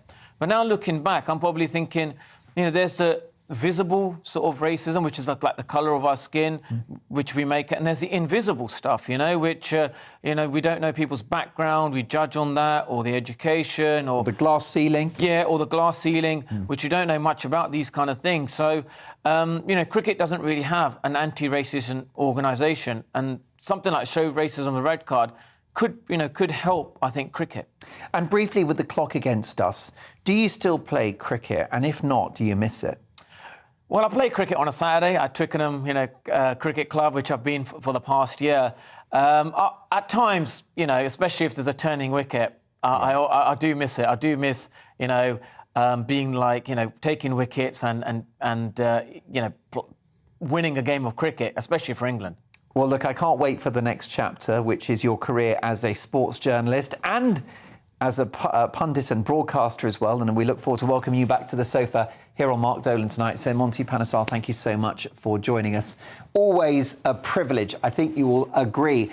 Lots more to get through. Another edition of the Great British Game Show, a fun game based around a news story of the day. But also in our news agenda, is the UK beginning to make an economic recovery post-COVID? Some very encouraging figures, which we'll be analysing after the weather. Hello, fog and frost to start this weekend once again for many of us. Quite a lot of clouds then through the rest of the day on Saturday before it brightens up for many of us on Sunday. Now, high pressure has been with us for quite some time, still in charge of the weather at the moment, but we do have these weather fronts waiting in the wings and they will start to influence our weather during the course of this weekend. But before then, fog and frost are the order of the day. Overnight tonight, reforming quite widely, particularly across parts of England and Wales. Central and eastern England particularly prone, I think, to some fairly dense fog patches tonight and into the start of the day tomorrow. And we do have a weather warning in force. Also a frost forming fairly extensively once again, perhaps not quite as chilly though as some recent nights. So Saturday will start on rather a grey note for many of us.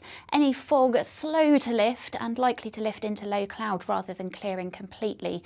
So it will be quite a grey day for the majority of us on Saturday. Having said that, a few brighter spells, most likely I think across some northeastern parts of England and Scotland.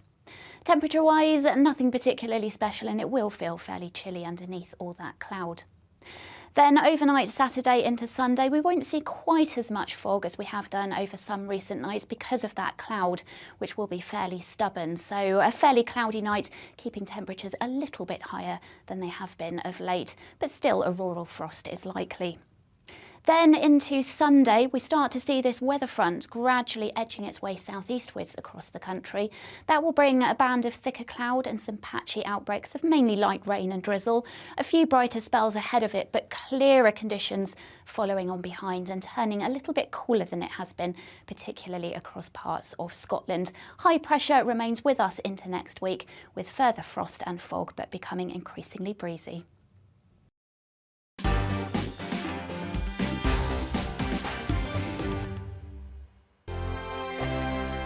Hello there, I'm Eamon. And I'm Isabel. And you're watching the GB News digital stream across the United Kingdom. And around the world. If you're here in the UK, you can also watch us on your TV screen. GB News is Freeview channel 236. On Sky, we're channel 515. 626 on Virgin Media. Just remember, you might need to retune your TV to watch the channel. Yeah, and if you are doing that, find out more about retuning by going to gbnews.uk.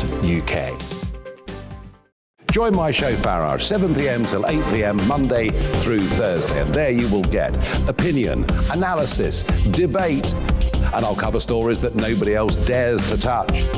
And then for the last 15 minutes, talking pints. We're over a drink. We have a civilised conversation with someone. We very often disagree, but we do it in a grown-up way. Come and join me on Farage.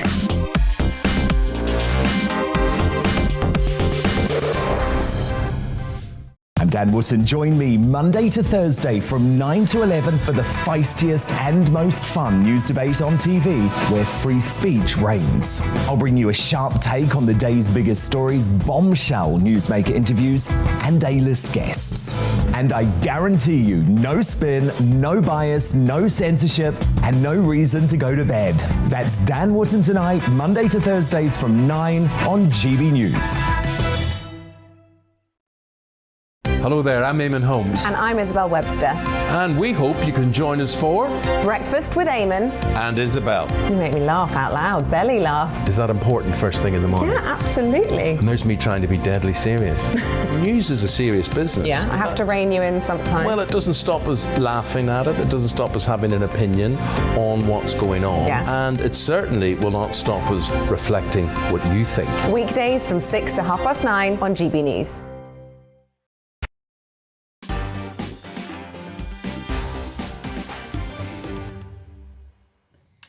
Christine says, Mark, I completely support Boris to run the country, want him to stay in office. Those quick to judge holier-than-thou people need to reflect on the major issues that he's dealing with, i.e. Brexit, COVID, and the magnificent financial support packages that have been put in place. And they will realise what a fantastic job he is doing for this country. And the Scottish leader of the Conservatives should hang his head in shame at prejudging the outcome of the investigation. There is so much good in the worst of us and so much bad in the best of us that it hardly becomes any of us to call the rest of us anything but human. Chris, thank you so much for that. Well, it's time now to look at the big stories of the day with my brilliant panel. The podcaster, journalist and author, the person behind the phenomenon that is Alonement, which is a podcast and a best-selling book all about really owning time that you spend alone, Francesca Spector. Former Liberal Democrat MP turned broadcasting sensation, Lembit Opik, and the political commentator who's never short of an opinion, Andre Walker. Now, at last, some good news. The Chancellor Rishi Sunak today hailed the grit of the British people after the economy finally clawed back lost ground due to the pandemic. Official figures show GDP grew by 0.9% in November, meaning that the level is now higher than in February 2020. This growth is more than double what was expected by analysts and fits a wider narrative suggesting the British economy has fared better than once feared, particularly in relation to unemployment. But with a colossal national debt now running at over £2 trillion, and with rising inflation and the cost of living crisis, are these economic figures just fool's gold, or is there genuine grounds for optimism? Andre, you feeling optimistic? I'm feeling angry, and I'll tell you why I'm feeling angry, because I think that people have done well. I never believed this rubbish about this V, that what you can do is you can lock down the economy, you can stop people's businesses, and immediately they'll bounce back. I never believed that. It's not my own experience, because actually it takes a lot of people time to build up client lists. You've got what a lot of people in business talk about, a pipeline, work that you thought was going to come in X number of months. All of that disappeared. I think that this is a testament to the hard work and the ingenuity of the British people. But I have to say, and I say this as a Conservative, that has been done despite the best efforts of a Conservative government. And I think the government should hang its head in shame rather than congratulate itself. Well, yes, I mean, you have to wonder, Francesca, whether this economic damage was worth it in terms of whether or not we managed to slow the spread of a virus. I mean, that's something that historians will reflect on at great length, isn't it? Whether the pandemic measures justified a bill of £400 or £500 million.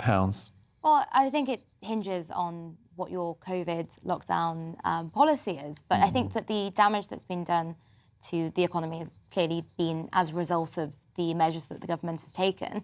However, you just have to look at the lack of popularity about historically Eat Out to Help Out, which initially the government was Rishi's brainwave, and then he received a lot of criticism, and there was directly a lot of research done around the effects of that and the issues that then caused. Well, some people think that it stoked the fires of COVID, right? Because it got everyone back out socialising again, and then cases rose. Absolutely, and whether that would have been a direct result of the lockdown restrictions being lifted anyway, and things that people would have been doing in more private environments in their own homes, we don't know that because we don't know what the alternative would have been.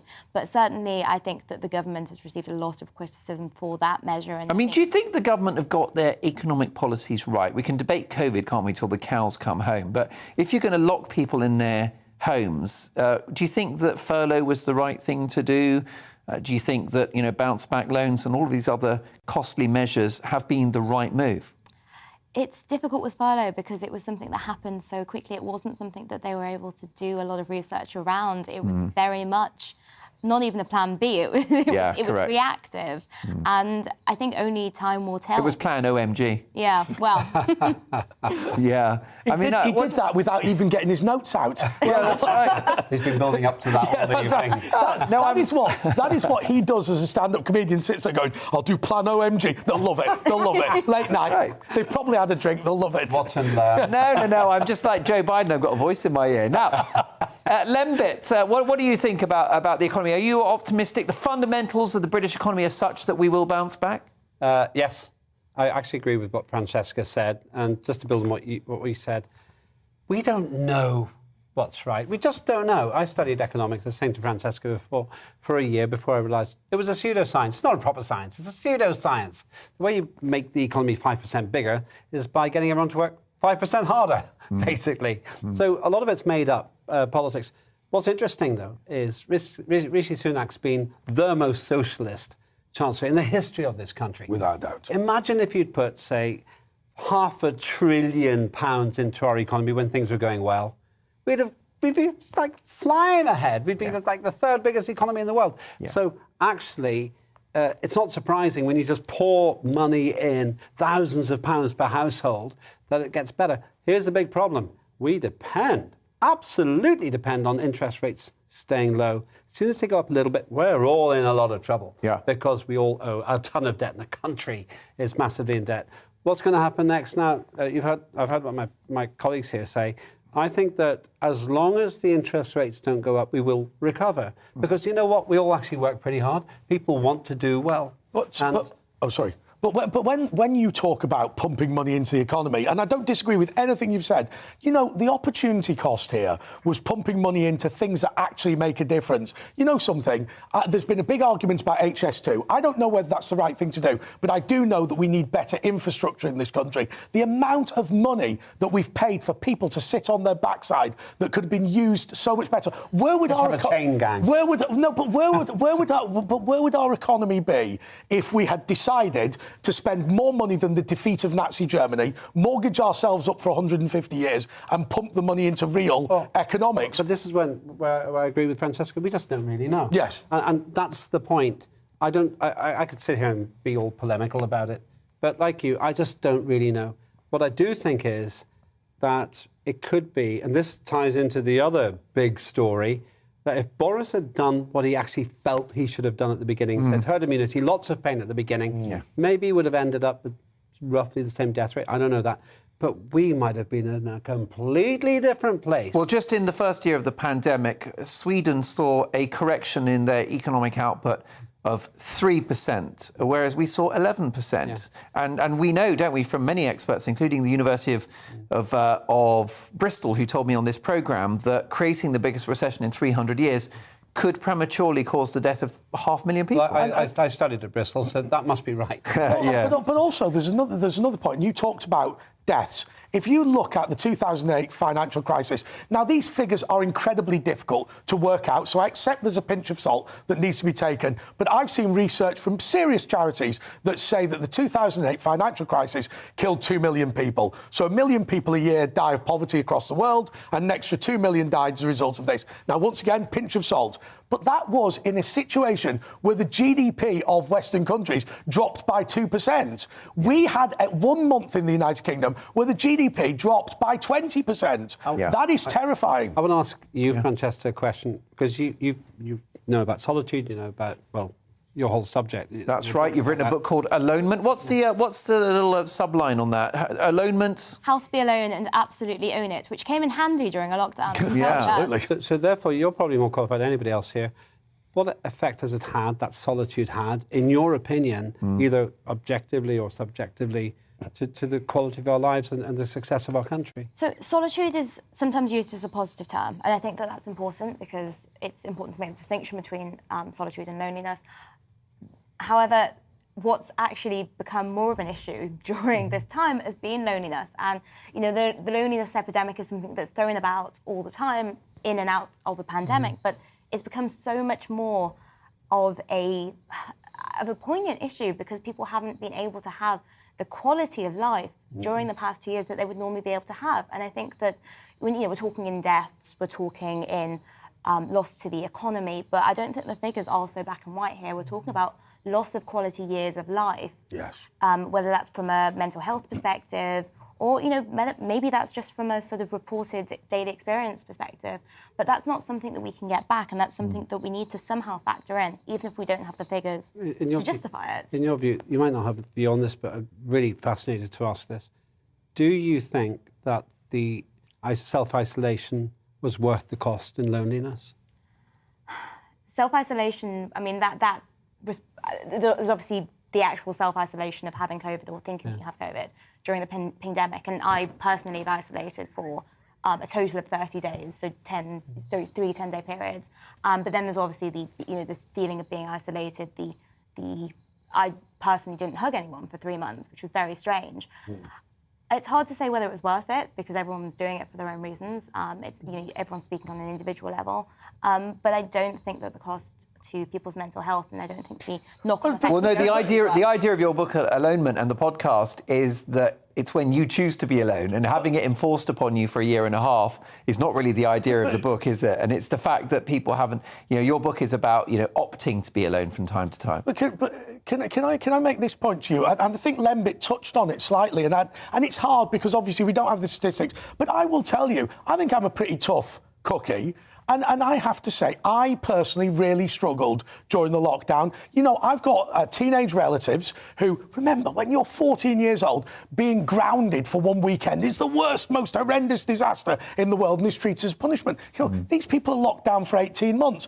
I don't know the answer to your question, and I'm not qualified, but I'll tell you something. My own anecdotal research from my own experience, my own family's experience, my own friends' experience, is that Jonathan Van Tam, Chris Whitty, Boris Johnson have inflicted the worst public health disaster in this country's history in terms of mental health from the lockdown itself. Forget the pandemic. Yeah, I mean, I think it's a pretty powerful point. Well, look, we'll get to more stories, of course, big debating points to come, and another Great British Game Show as well. And don't forget, after 11, I'll be in the host's chair for Weekend Headliners. I'll be joined by two top comedians looking at tomorrow's newspaper front pages. Lots to get through. I'll see you in 2.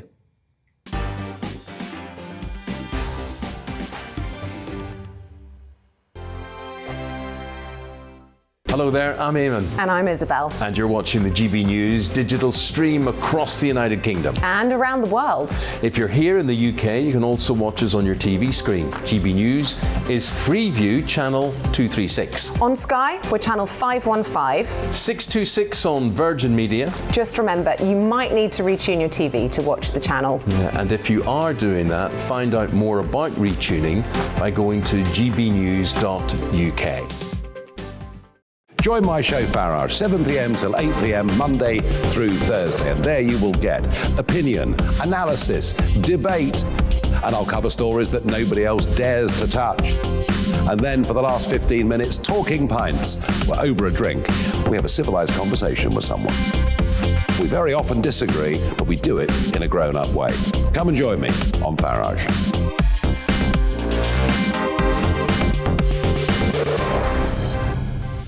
I'm Dan Wootton. Join me Monday to Thursday from 9 to 11 for the feistiest and most fun news debate on TV, where free speech reigns. I'll bring you a sharp take on the day's biggest stories, bombshell newsmaker interviews, and A-list guests. And I guarantee you, no spin, no bias, no censorship, and no reason to go to bed. That's Dan Wootton tonight, Monday to Thursdays from 9 on GB News. Hello there, I'm Eamon Holmes. And I'm Isabel Webster. And we hope you can join us for Breakfast with Eamon. And Isabel. You make me laugh out loud, belly laugh. Is that important first thing in the morning? Yeah, absolutely. And there's me trying to be deadly serious. News is a serious business. Yeah, I have to rein you in sometimes. Well, it doesn't stop us laughing at it. It doesn't stop us having an opinion on what's going on. Yeah. And it certainly will not stop us reflecting what you think. Weekdays from 6 to 9:30 on GB News.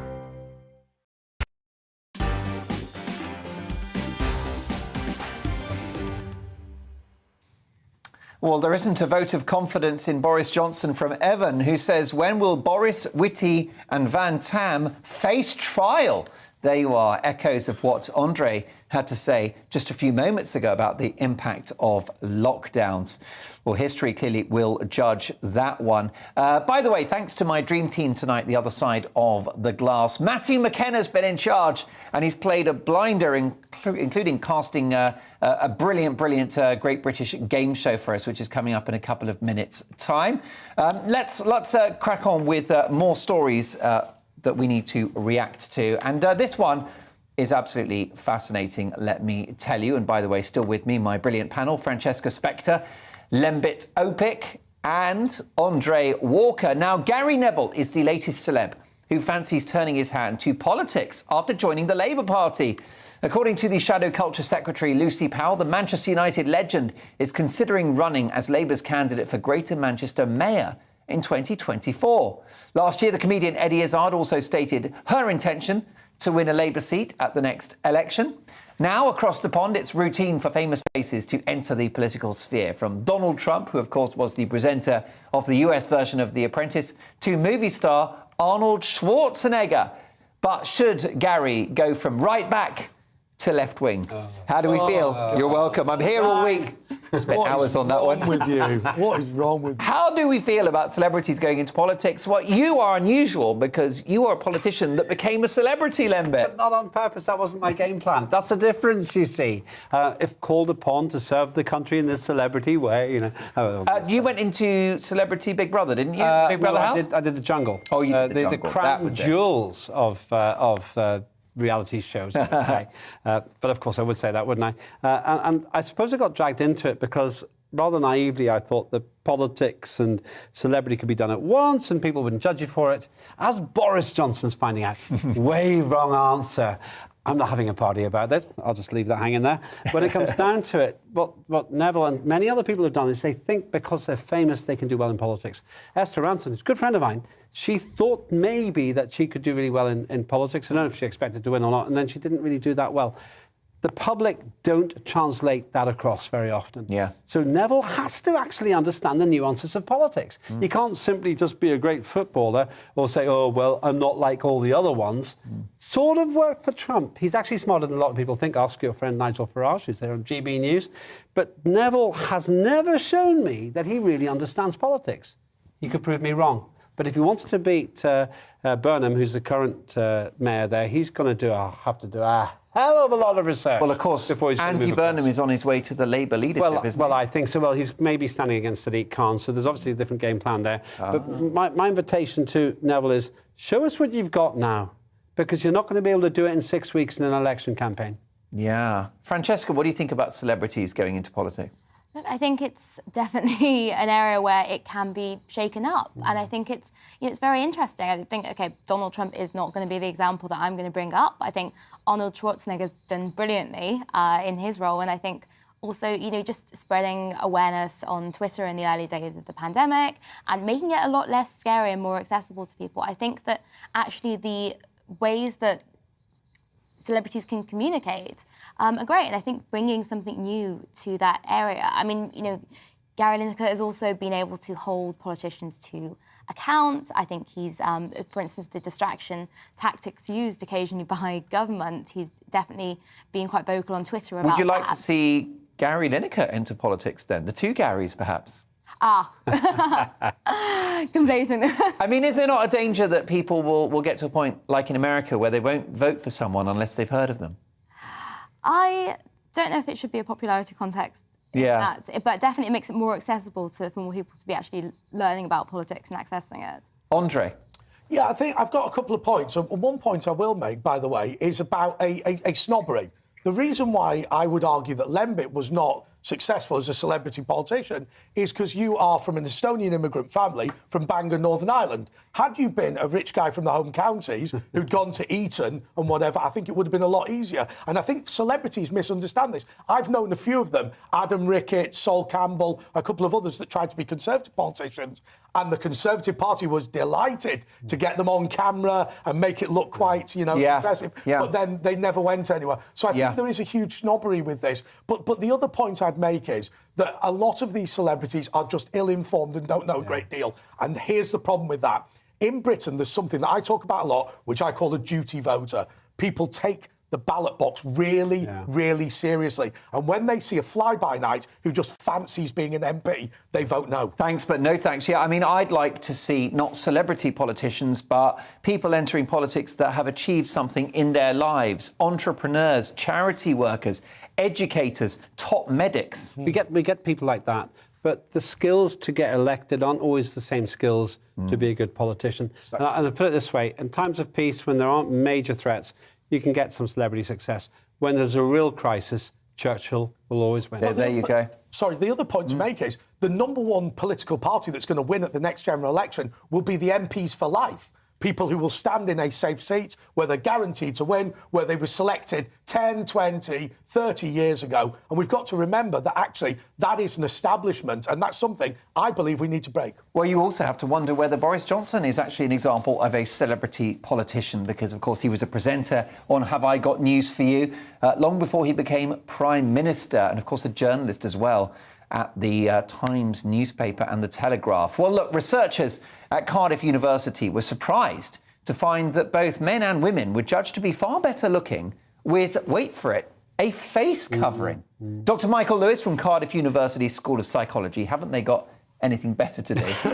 Said research carried out before the pandemic found that medical face masks reduced your attractiveness because they were associated with disease or being ill. But face coverings are now associated with people working in caring or medical professions. This added to the view by many that if you wear a mask enthusiastically, it demonstrates that you're a nice person. So, panel, here are a few examples of face coverings, courtesy of Matthew Bell, my brilliant producer here at GB News. Perhaps you'd like to rate how hot they are on a scale of 1 to 10. Let's start with this one. Let's get an out of 10 for RoboCop. Oh, 8. That's a strong 8 from Lembit. That reminds me of the film Kingdom of Heaven. I've always wanted that metal face. Do you remember that from the film Kingdom of Heaven? No, never mind. no, nobody else. There you go. No one's seen it. No one's seen it. Francesca, would you date that robot? Oh, no, that's going to be a 5 from me. OK, oh, that's very harsh. Harsh there, a bit of tough love from Francesca. How about this one? Let's take a look at this face covering. These are all real face coverings. That's a bra. It's a bra. Because I think that lady was caught short at Tesco's. Well, I won't ask you for a score out of that one, Andre, but Lembit's giving it a 1. E. How about this one? It's the Prime Minister wearing the Welsh face mask. Do you know who should have had that? Do you remember John Redwood when he couldn't sing the Welsh national anthem? That was brilliant. If he'd have had that, he would have been sorted. Yeah, absolutely brilliant stuff. Right. How about this one? This is a knitted face mask. That can't work. It's not even effective. I can't see that's going to trap too many viral That's a style of a substance, No, the good thing about that is it is a use for Granny's knitting ability, which, let's be clear, has not been popular since 1982. Let's power through a couple of quick ones. Joe Biden. There you go. Apparently the mask upside down or inside out. How about this one? Vanessa Hudgens, the actress.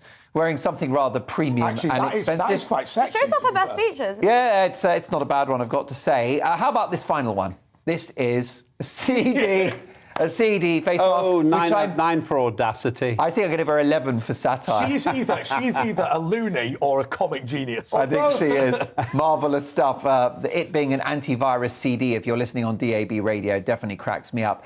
Now, the legendary film critic Brian Viner of the Daily Mail has written a cracking piece in today's paper asking why films are so bottom-numbingly long these days.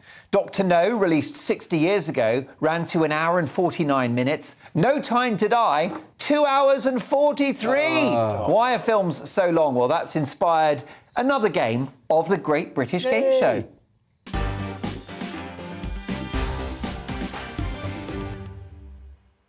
So I'm going to ask you at home and my panel to guess the duration of some iconic films, and I'm delighted to say that James, my executive producer, is an absolute whiz with numbers, so he's going to work out the winner at the end of the show. So let's have a look. What is the duration of this first film? And it is The Irishman, which is on Netflix. I'll give you a clue. It's bloody long. 2 hours, 52 minutes. I'm going to go for 3 hours and 3 minutes. Francesca? Oh, I don't know, 2 hours 45. OK, let's get the answer. The answer is, and I've got it written here, Matthew Bell sorted it out for me, and it's 3 hours 29. Oh, so I was close. There you go. You were flankering Andre is a right flanker. Yeah, we knew Lembit was roughly right. How about this one? Yeah, so we sort of As a filmmaker. Exactly, of course. Lembit's in production with a film. I'll tell you about that when it's out. OK, our next one is Soldier Boy. How long is Soldier Boy? This was a bit of an indie hit. 2:28? 2 hours 28? 2 hours 29. Francesca? 90 minutes. Well, I can reveal all. It was 7 seconds. Yes, it's apparently the world's shortest feature film. No Time to Die, we've quoted that one. That's 2 hours 43. So let's move on to Titanic. Go on, Francesca, you go first. Wasn't it back where films were shorter, so that would maybe 1 hour 45? Good guess. I think it's 2 hours 15. 2 hours 15? Loved it. Do you know something? I think it was noticeably long for the period, so I'm going to go for 2.5. It was 3 hours 14, and the reason why is because it was made by James Bloody Cameron, who always makes very good but long films. OK, let's power through. I think we'll take this last one, Gone with the Wind. That goes on forever. Like 3 hours, maybe. No. OK, is that your guess, 3 hours? Yeah. Andre? I think it's 1.5 hours. Okay. 2:45. Gone with the Wind is 3 hours 49. Francesca, the points go to. Frankly, my dear, I don't give a damn. No, Francesca, my dear. Sorry, I thought I won that. I got like 3 right. Well, I'm going to be delighted to tell you that Andre was the winner. Congratulations to him, followed closely by Francesca and then lovely Lembit. Let me tell you, Toy Story, and if you've got a still of that, 1 hour 21 was Toy Story. We've also got Schindler's List, an absolute classic, and that's 3 hours 14. And one of my favourite films of all time, Carry On Nurse, 1 hour 29. Oh, naughty. Dolan. Oh, matron. And every minute of that film, comedy gold. Brilliant panel tonight. Thank you so much to my team. And Headliners is next. Big opinions, big laughs. See you in 2. Hello. Fog and frost to start this weekend once again for many of us. Quite a lot of clouds then through the rest of the day on Saturday before it brightens up for many of us on Sunday. Now, high pressure has been with us for quite some time, still in charge of the weather at the moment, but we do have these weather fronts waiting in the wings, and they will start to influence our weather during the course of this weekend. But before then, fog and frost are the order of the day. Overnight tonight, reforming quite widely, particularly